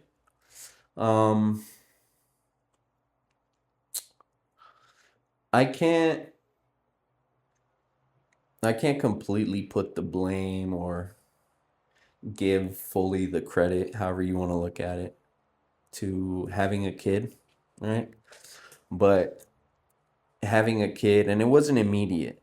Rather than a switch, it was more of like, rather than it being like you just turning on a flame on a stove, it's more like a fucking oven, right? When you turn an oven on, You let it preheat. it's not immediately hot. You Yeah. set it to 475 degrees. That bitch isn't 475 degrees immediately, right? Yeah. But it takes time, right? And time requires patience. Um, but when you get to that point, bro, you can bake a fucking turkey, bro. Like you can turn something borderline inedible, depending on who you ask, whether you should eat raw meat or not. But you can take something that is somewhat useless to you and turn it into something that's nourishing, right? Yeah. With time, patience, and, a little bit of planning ahead of time. Yeah. Um, it just have again, it was having a kid just started this timer for me that in the beginning it was overwhelming. It was overwhelming having a kid. And I was never like, oh, I'm fucking mad. Like, I'm stressed out. I'm taking it out on my kid. Nah, bro. It was more like, bro, like, who the fuck are you right now? Like, your kid is full of life, full of energy, full of curiosity. Yeah. And you're over here, like, Just laying in bed, rotting away. barely wanting to get out of bed to go to work, and like you get home and you're there. I would take her to the park, I would take her to the pool, I would do different things with her. I was there, but I wasn't present, you know? And I say I can't fully give credit or place blame, because at the end of the day, I have to be the one that decides I want to change this, and then actually taking the action to do it, right? Yeah. But I would say I think that was one of there was a lot of things changing in my life. And it all was just around the fact that I now have the responsibility of another human, you know. Yeah. Not only that, but it's like this fucking human not only identifies you as like their safe person, their safe space, their main source of everything, right? But also their biggest form of inspiration. You're the example that they're going to want to follow. Yeah. Whether it's good or bad, you're it, you know. So having that responsibility kind of not kind of completely shifted my mindset, and it's something that is ongoing as she gets older and has different needs and has different questions and curiosities and whatever. Fuck it, like it it it broke me in a way that I was living my life inside of a box, right? And that box gave me security and it gave me structure, but it was also limiting a lot of things within myself, Yeah. you know? And when that shit broke, like where do you when you no longer have those lines, those parameters with it of, in which you operate, Yeah. where do you draw the line? Where do you draw the line? Like, where do you stop? Like, at what point does something stop being you and now become something else, right? How much are you allowing the external things to influence you, you know? Because at the end of the day, that's how we change, right? Yeah. Influence. Whether it's people raising our awareness or increasing our knowledge or a combination or inspiring us, right? So I think just completely breaking as a person, you know, because I had a kid, you know, Yeah. and just if it either it not either, bro. It lights a fire under your ass, bro. It does. It lights a fire under your ass, and you either allow that to propel you forward, or you just burn, you know, Yeah. or you just burn. And sometimes it's a combination of both. Sometimes it's a combination of both. It made me realize there was parts of me that needed to go into hibernation, be on standby, Yeah. dormant. Parts that are still me, you know, but they take up a lot less space. And now there are other parts that are also me, but now take up most of the space of who I am, And it's funny because while it completely shattered what I identified to be me, it also clarified certain parameters that before weren't as clear. So it's almost like an expansion, It's like you don't have to be bound to this. You can venture out from there, but just be very clear. You don't cross this, you don't cross that, right? Anything outside of that, around that, over that, under that, you're good. Just stay away from these things. It Yeah. it it pointed it like it made those things a lot clearer, while also opening me up to other So you could go out and a explore, lot of but other things that the world has to offer. yeah, Exactly. like you can go out and explore and venture out, but like you said, you have your boundaries, as in do not get near this, nor touch this, or do this. Other than that, you're free and have free will to go anywhere and do whatever you want. Exactly. Exactly. And so I would say that for me was the biggest lesson. And um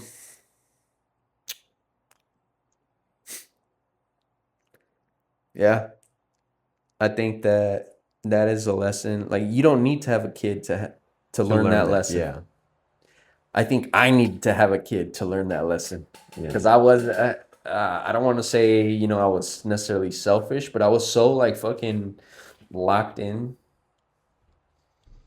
that I needed to have somebody that I cared about more than me in order for me to accept certain things. You know what I mean? yeah, And I know that probably sounds like, oh, fucking narcissistic or whatever. yeah, Like, I wouldn't necessarily say that, but it did. It has helped me become more mindful of others around me, you know? for sure. And realize that I wasn't as mindful in the past, you know? Stuff like that. And so I think I would say that's the biggest lesson that life has given me.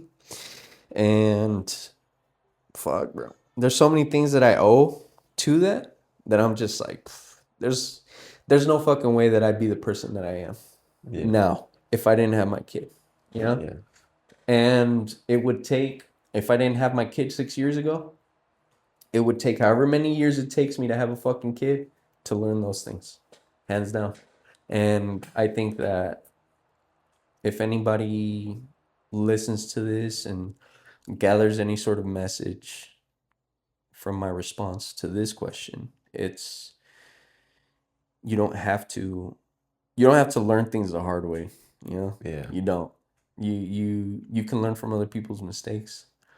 And I mean, obviously, right? Duh. But um that mindfulness, bro.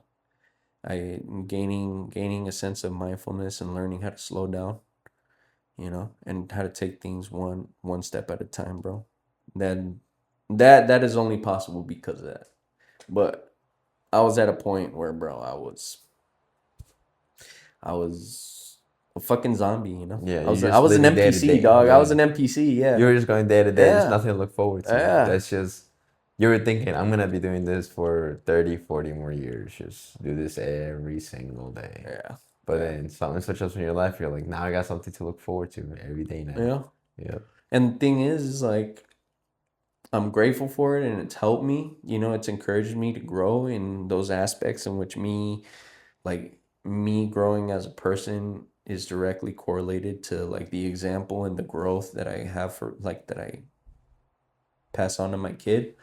But then it also made me reconnect with myself and like who I am as an individual, like not as a dad, you know, not as a brother, not as a son, a friend, a partner, whatever, an employee, a boss, whatever it is, bro. Like me as an individual, it has helped me. It's positively impacted me in more ways that I can sit here and tell you. Gotcha. That's great, man. That's beautiful to hear, honestly. I mean, how you say you weren't as mindful as you thought you were back then, right? I don't think none of us can really know our past and our behaviors and so on, because it's ourselves. We're not gonna be 100% honest with ourselves all the time. Mm-hmm. Sometimes you need somebody from the outer part to tell you, hey, you're being a straight up douchebag, like you need to be more mindful about people, or you need to calm down. It's like not everybody is like you, as in go, go, go, and they're like, calm down. It's like I've definitely been there a few times before us, and I'm just here to work, and I want to get everybody to go home early too, so they just get to work. And some people tell me like, we're not in your time, man. Just slow down. It's Friday. It's an easy day. Like, just relax, take it easy today. But hey, man, that's beautiful. Like you said, not many people have to. You don't have to go through the hard part. Like, yeah, I don't have to go through those hardships in order to learn those mistakes. I think I personally would have to admit to myself too that I put myself in those hardships on purpose to prove to myself that I can get through them. And little that I know, not all of those times was I able to get through them on my own. Whether it's with help of a friend, a sibling, a parent, or God Himself, like a greater power, just could not do it on my own all the time. There was times where I did it on my own, but I just knew that there could have been a better outcome in certain situations. So from there, I just knew that if I can learn from someone else instead to him, like, this is what I did, this is a mistake, this is what you could learn from it, so you don't put yourself through the hardship. Because knowing me, there's been times where I just threw myself into another job that's just not paying me anything, but it's like I can get through this. I'm gonna prove it. I can do it. Next thing I know, like I couldn't. I'm already irritated. I should go somewhere else. Right. But yeah, you don't need to go through those things, man. Really, it's like so many people. All the people have already gone through it, so you don't have to. And you've gone through hardships they haven't gone through, so it's just auto helping each other out with it. Yeah. Yeah, that's beautiful, man. It's beautiful. I'm glad. I'm glad you be able to grow, man. Yeah. I'm glad that it can help you a lot more, man. Happy for you. They do, bro. I think for the last question here is, what is it? Now this is more for the Goshen Underground, right? You guys call it. So, what is the goal with Goshen Underground? As in, are you guys trying to build more of a, we could say, EDM kind of community around in Goshen, Elkhart, and the surrounding areas? Or is it to put your guys' name out there more, or for you guys to welcome other DJs that are around the area to their more underground? For example, I know Ram's starting to play more. Austin is too. Two of the other buddies to Daniel and his brother as well. So it's like, what's the bigger picture with Goshen Underground? Well, I'm sure Pablo would have plenty more to add on to it, right? But for me, Goshen Underground was just it was just I guess a name or a face for the name, like a name for this is what to expect when you see, the GU. Mainly creating that environment, creating that vibe that and I hate using that word sometimes because it's so fucking, Vibe? yeah. Yeah. But being able to create a space in which, like yesterday, bro. One of Pablo's homies, yeah, I forget his name, bro, but he's been to plenty of our events. And yesterday I played this one track that to me is just like it was in the moment. I was like, all right, you know what? This shit goes well. I know this song in and out, bro. And the track that I'm playing right now goes perfect. I'm gonna just draw. I know that there's gonna be some people out there that are gonna recognize it, right? Like it's just like the path of least resistance, right? Yeah. I've played this track numerous times. And Pablo's homie comes up to me and he's got his phone up and he's got Shazam on and he's like, bro, this fucking track goes hard. I'm like, hell yeah. Like if there's one person, whether it's somebody that already kind of understands call it the scene, right?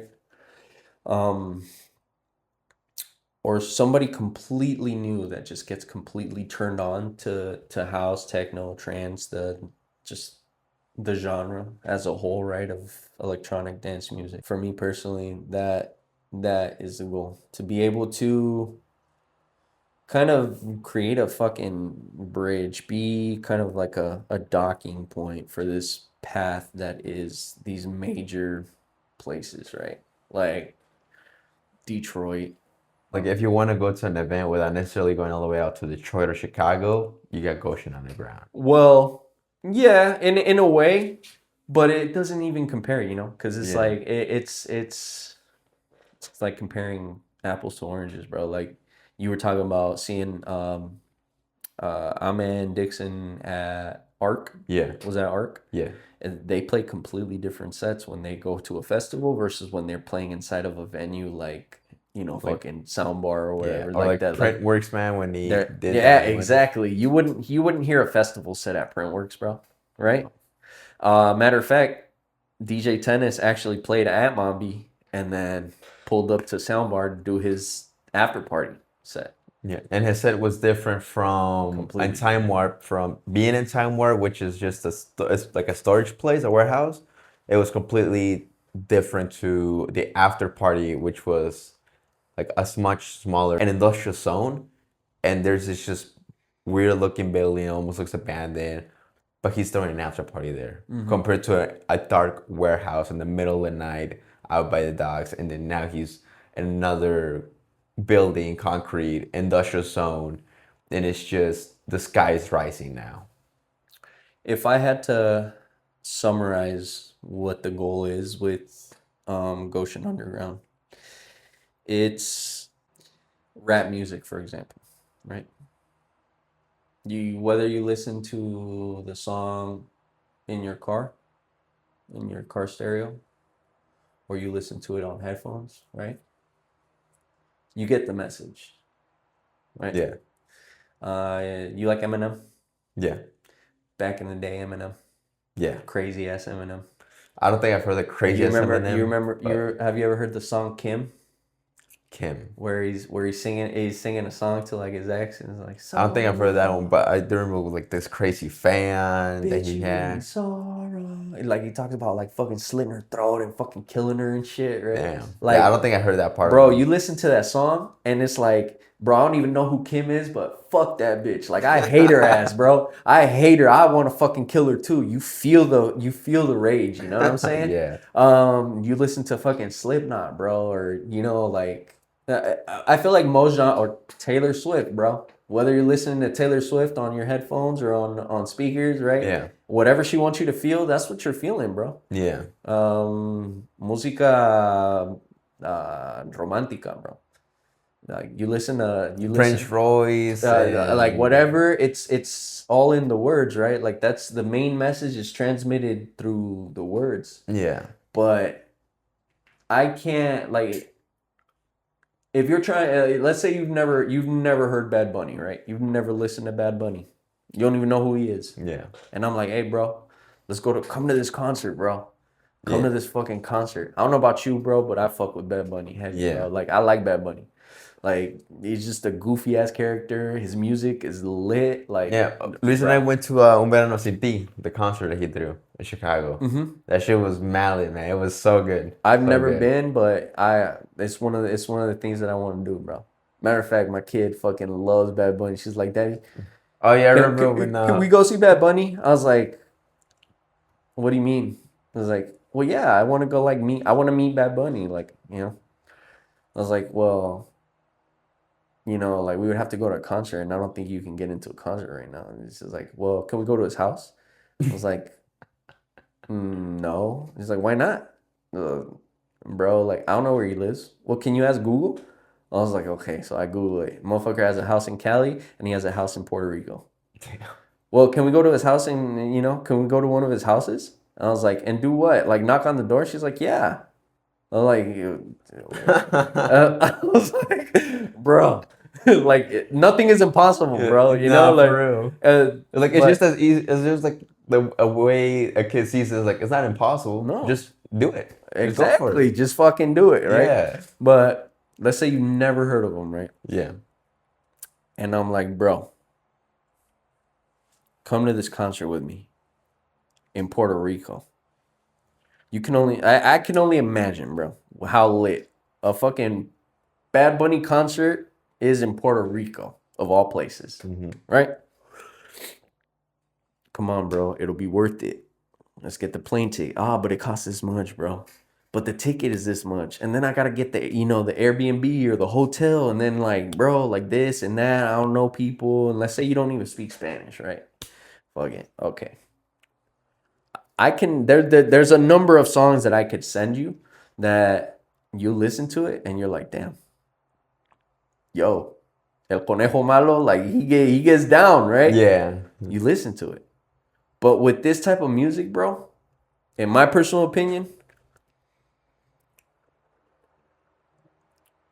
I can send a song to somebody and be like, hey, check this song out, right?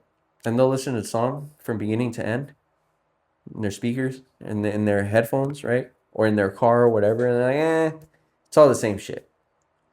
But bro, you put somebody in that environment, they can't help but dance, bro. Like you Yep. just can't help it. Yep. But you have to be there, you know? Like you have to be present. You have to be within proximity and allow that like the message is transmitted through those fucking waves and those frequencies, not Yeah. necessarily like through the lyrics or Because the lyrics are very minimal some songs, man. bro, like it's little to none. Yeah. Like little to none, right? I would say maybe 90% of last night had no words in it. Yeah, none really. Yet everybody's fucking dancing, bro. Dancing. Right? But you have to be there. And so it's not so much like, oh, I want to be known or whatever. Like, nah, bro.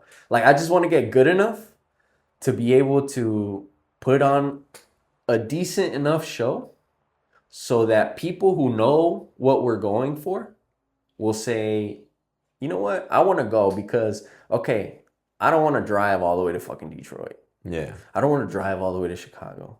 I don't want to go to Indy, you know, or New York, right? I'm not able to, you know. But I like the music that these guys play. So I'll go to that because I know, like, bro, like I said, everybody that is a part of it is doing it because they enjoy it. They enjoy creating that type of environment, you know?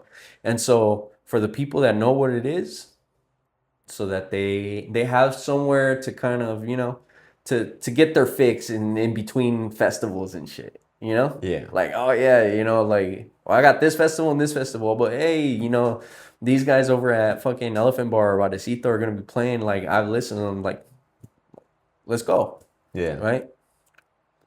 And for the people that don't know what it is, being able to put on a good enough performance that it at least gives them a taste of it, so that they'll like, because it's like you listen to that type of music without having been to an event. Like you could listen to a set on SoundCloud, right? You've never been to an event, and you can enjoy it.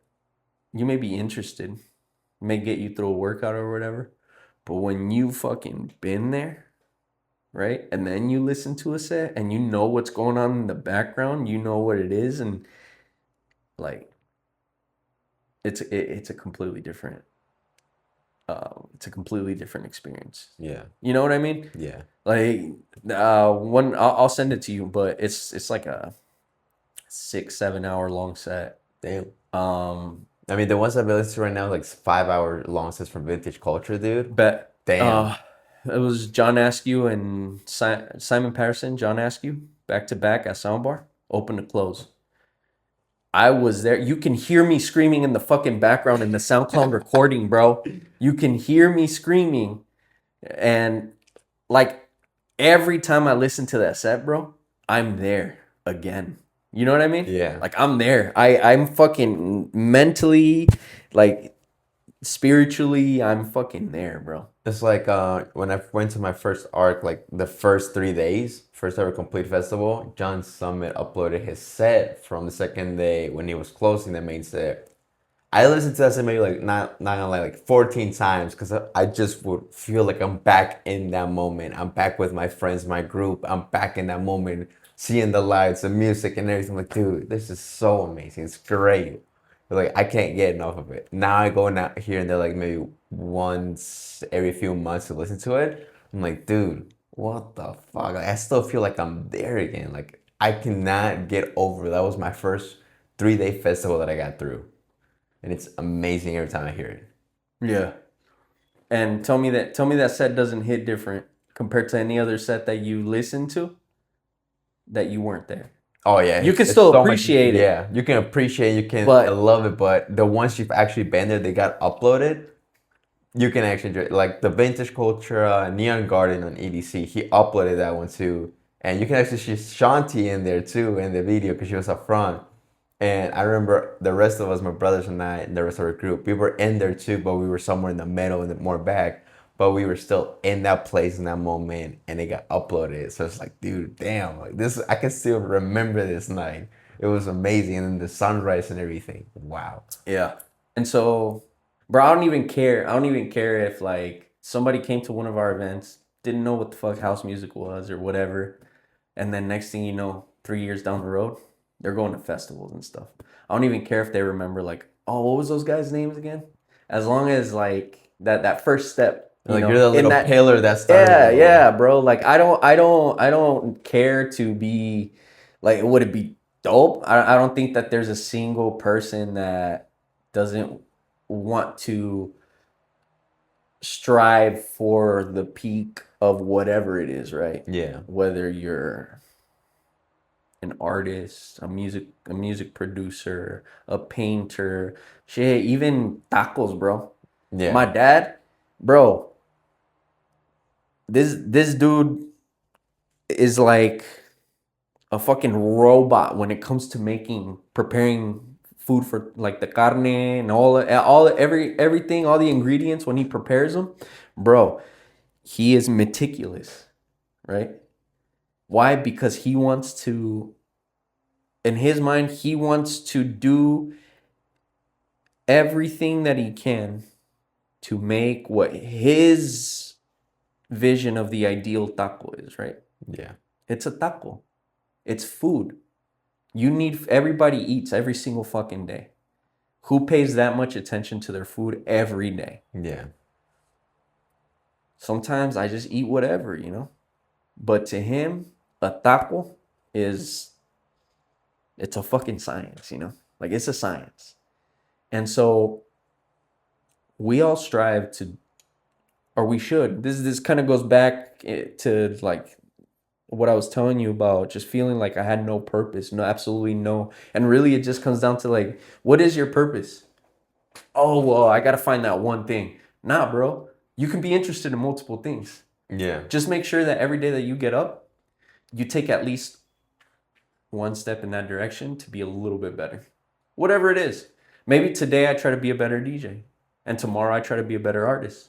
And and the day after I try to be a better dad. And then I try to be a better brother and a better friend. And then I just I just cycle through it again. Yeah. And next thing a year from now, I become 25% better at everything. Yeah. And that makes me happy. That improves my quality of life, right? Yeah. And so I think we all strive to be the best in some way. But is it like the only thing that's going to bring me happiness? It's not. It's not.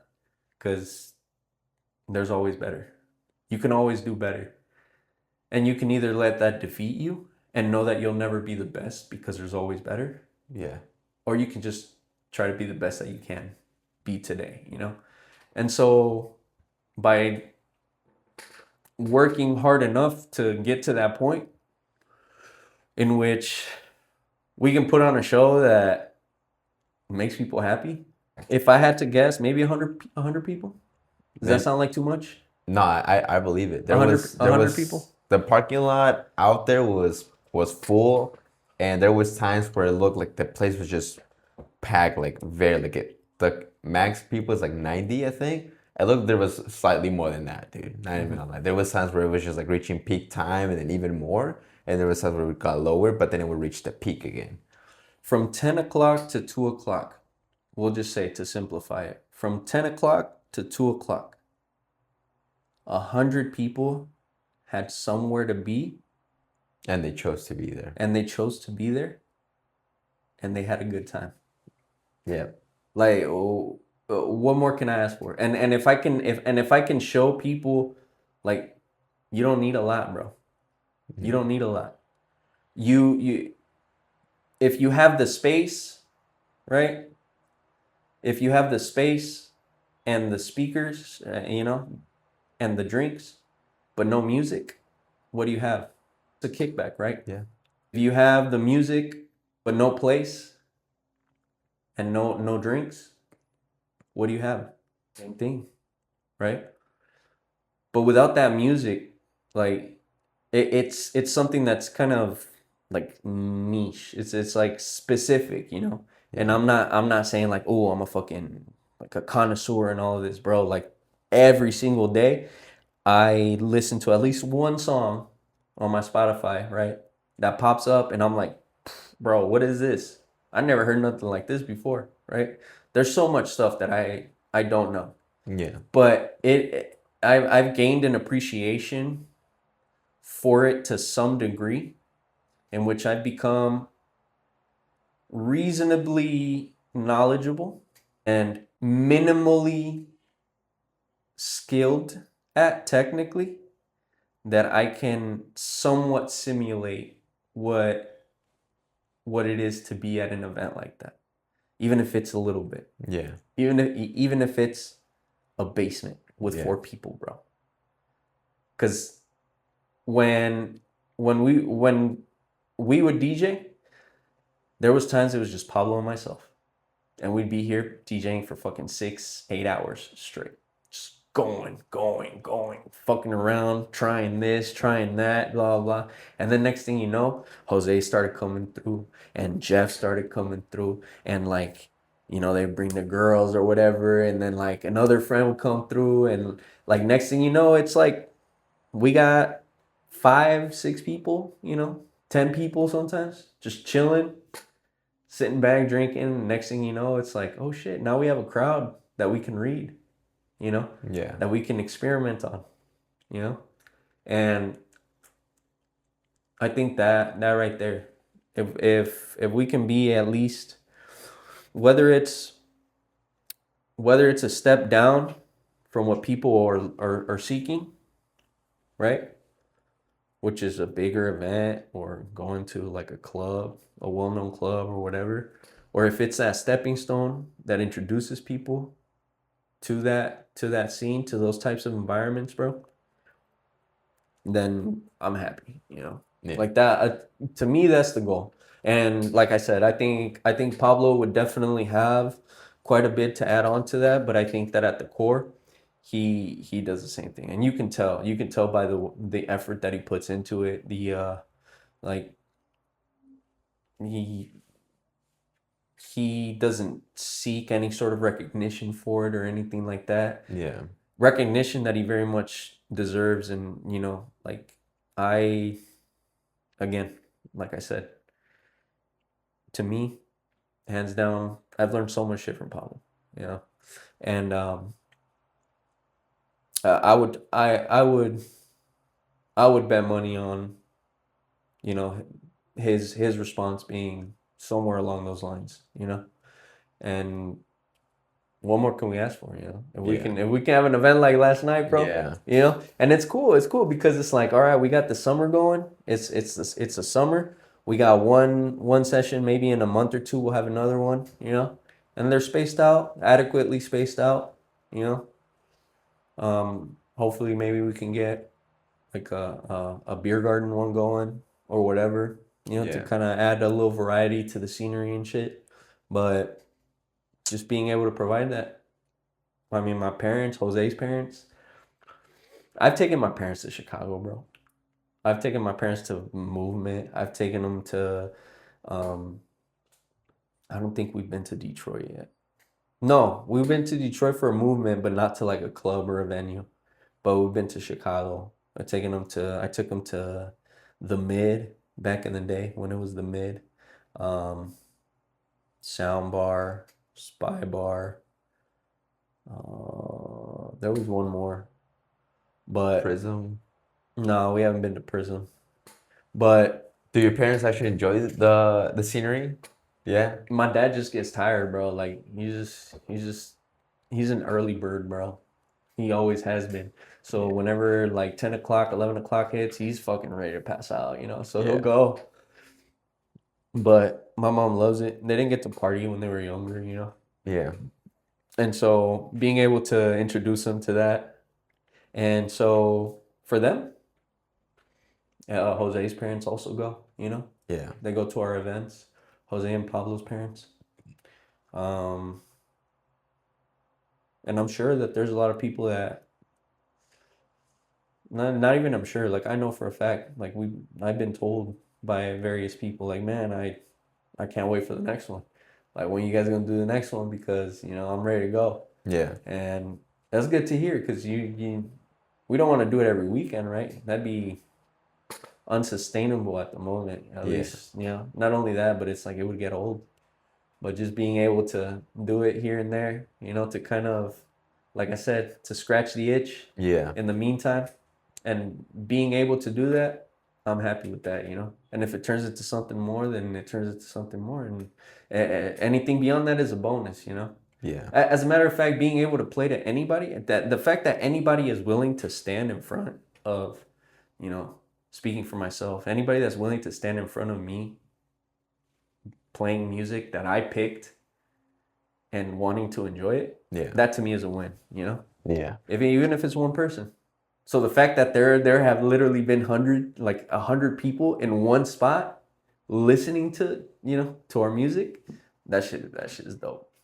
That is insane to think about. You have 100 people, like you said, they chose to be there and have a good time. And also because the people who aren't from the area, there's like what, 2, 3 more bars in that same street. Right? Like you got Imperial, Elephant, and I think there's one more, and then you got Barecito. And it's like you have so much competition around, but it's like everybody chose to go to Barecito, hear you guys play, and enjoy the time there more than being anywhere else. So that is just crazy to think about. I like, what more can I ask for? Like, hey, you took time out of your day to dedicate some of it to being here and showing your support. Yeah. Like, that's awesome. Like, that's way more than anybody can ask for. Yeah. And so just appreciating those things and showing that appreciation by not slacking. There have been times where I felt like super underprepared, and it's like, I'm really not cutting in. I'd be like, Pablo, help me out, bro. Like, Yeah. and like, you feel it, bro. Like, you feel like you're letting people down, where most people probably don't even notice. Like, they don't give a fuck. Hey, it's going well, but it. Why? Because it's like, bro, like, you got to remember why you started to do it, because you enjoy it. And how are you going to help somebody enjoy something when you're not even enjoying it the way that you initially did, Yeah. And so, yeah, I think that ultimately that's the goal. That's the goal, to be able to spread it, even if it's a little bit. Even if it's, okay, we may not have the impact of a fucking 1,000 people, stage, but we've been able to touch 100 people at once, Yeah. That's something. That's something. And that feels nice. Being able to have that impact, So Yeah. ultimately, that's our goal.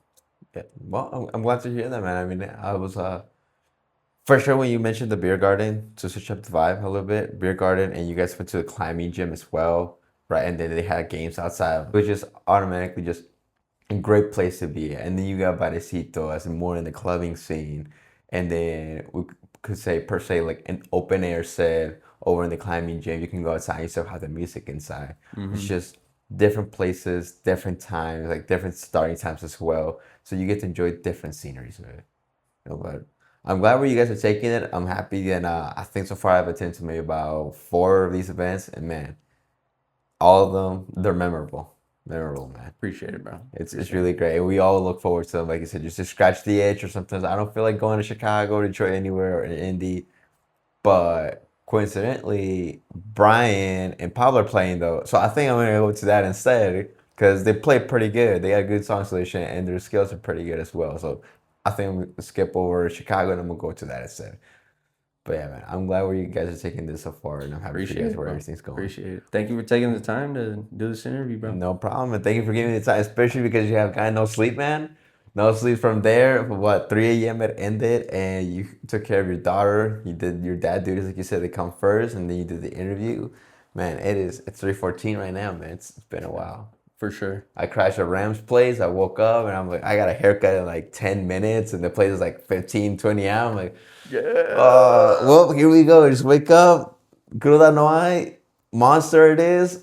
Just chuck that shit, get in there, get the haircut. And they told me like, on my way back home right now. If you want to pull them, like, you know what? I haven't showered or anything. Fuck it, let's Me go get neither, it. bro. Me Let's neither. just go for it, man. Raw dogging this shit, bro. But Yeah. hell yeah, that's We what just it's gotta get it about. over with, Living man. life, right? Yep. Yeah. It's some of the struggles we have to go through. And these are things that we can look back into later on and just laugh about them. Yeah. It's just things that are gonna be like, dude, remember that one first ever interview, and you didn't sleep, you took care of your daughter, and I woke up like 10 minutes late for my haircut. I went, didn't shower because she messaged me. We went and got all set up. We got it over with. No sleep, no nothing. I Both mean, tired for as all we hell. know, this might be a fucking mock one, where it's just like a learning experience and we have to redo it. I mean, we had that that issue and Yeah. shit, but hey, like We live and we learn, man. yeah, and again, like you know, I feel like I just talked and talked and talked and talked about me, but bro, kudos Man, to you just for wanted for people to know more about you, man, more than anything. kudos to you for being, willing to take that leap and actually, try it. Fuck it. It Yeah, is I what it mean, is. it's And like you whatever said, comes from it comes from yeah, it, it's like you say, it's better to try and make mistakes than just staying there not doing anything, Yeah. having the itch of it. Exactly. There's a like what's the point of a perfect plan if you're not executing it? Exactly. There's a like you can perfect a plan. You can spend an entire lifetime, bro, perfecting a plan, but never taking action is like, bro. My dad calls it pinches fucking mental masturbation, bro. Like just masturbating your Damn, fucking that's brain, bro. a Like chaquetas mentales is what he calls yeah, it. Like, bro, you're sitting there like stroking your own fucking ego, with all these great ideas, but you ain't doing shit. Like, yeah, do it. Do it, Who gives a fuck? People are gonna talk shit. People are gonna criticize you. People are low-key gonna be jealous and be like, damn, I wish I would have done that. People yeah, are really gonna not like your shit. But you know yeah, what? Bro, at least I have shit for you to hate on, What do you yeah, have, And it's like not to get all fucking confrontational and stuff, because you will have people that support you. You will have people that encourage you. You will have people that like even contribute by giving you ideas and being willing to, partake in shit. And it's a mix of everything, bro. yeah, It's a mix of everything. Like exactly. I thought I was genuinely like I was caught up in the moment of like yesterday, but Yeah, I was genuinely like excited for the fact that you were willing to do this because again, it just like last night for multiple reasons work like you got the playing whole with Pablo, yeah, going back to that, it reminded me of like, bro, I had no idea what I was doing. To the point where I bought like the wrong shit. Like if I would have done more research, I would have bought better shit. Like yeah, more fitting shit. Not necessarily more expensive or higher quality or whatever, but more appropriate equipment, right? yeah, But it's like at least I fucking did it. I hopped on it, and it's like again, seeing other people do that, bro. I fucking love it because you never know what's gonna come from this, bro. yeah, You never know exactly. what's gonna come from it. But I doubt it's gonna be anything negative. Yeah, Just make enough noise, and the right people will hear it. yeah. People just want to be heard, man. They want to have somebody to talk to. That's all it is, and that's it. I'm willing to spend that time and listen to them, and just make them feel like they have somebody they can talk to, because it's one of the big important things nowadays. That's what's up, bro. Like in order to get people to be vulnerable, you got to be vulnerable yourself, right? Yeah, At least that's the way that I perceive it. yeah, Like you can't ask somebody to be vulnerable when you yourself are being guarded yeah, or like reserved, right? yeah, Somebody might learn from your struggle. Somebody might be in the same position that you're in, just like in a different field. But it's like exactly. they relate to the particular issue that you're discussing so much that it's like damn near copy and paste applicable to Yeah, their issue, even though it's in a different field. Like yeah, so many things. Like and I think it's just awesome. Like what you're starting to do, and I really look forward to seeing where this goes, like because I think that as you continue, you'll start to kind of like things will become apparent. The more yeah, you look, the more things that'll show up for you, and you'll start finding your people. Hey, these are the kind of people that I like to interview. You yeah, know, maybe you look it over, and tomorrow you're like, hey, you know what? Maybe I don't want to focus on DJing. Maybe I want to focus on uh, X thing, whatever it is. And that's fine because, again, you took that leap.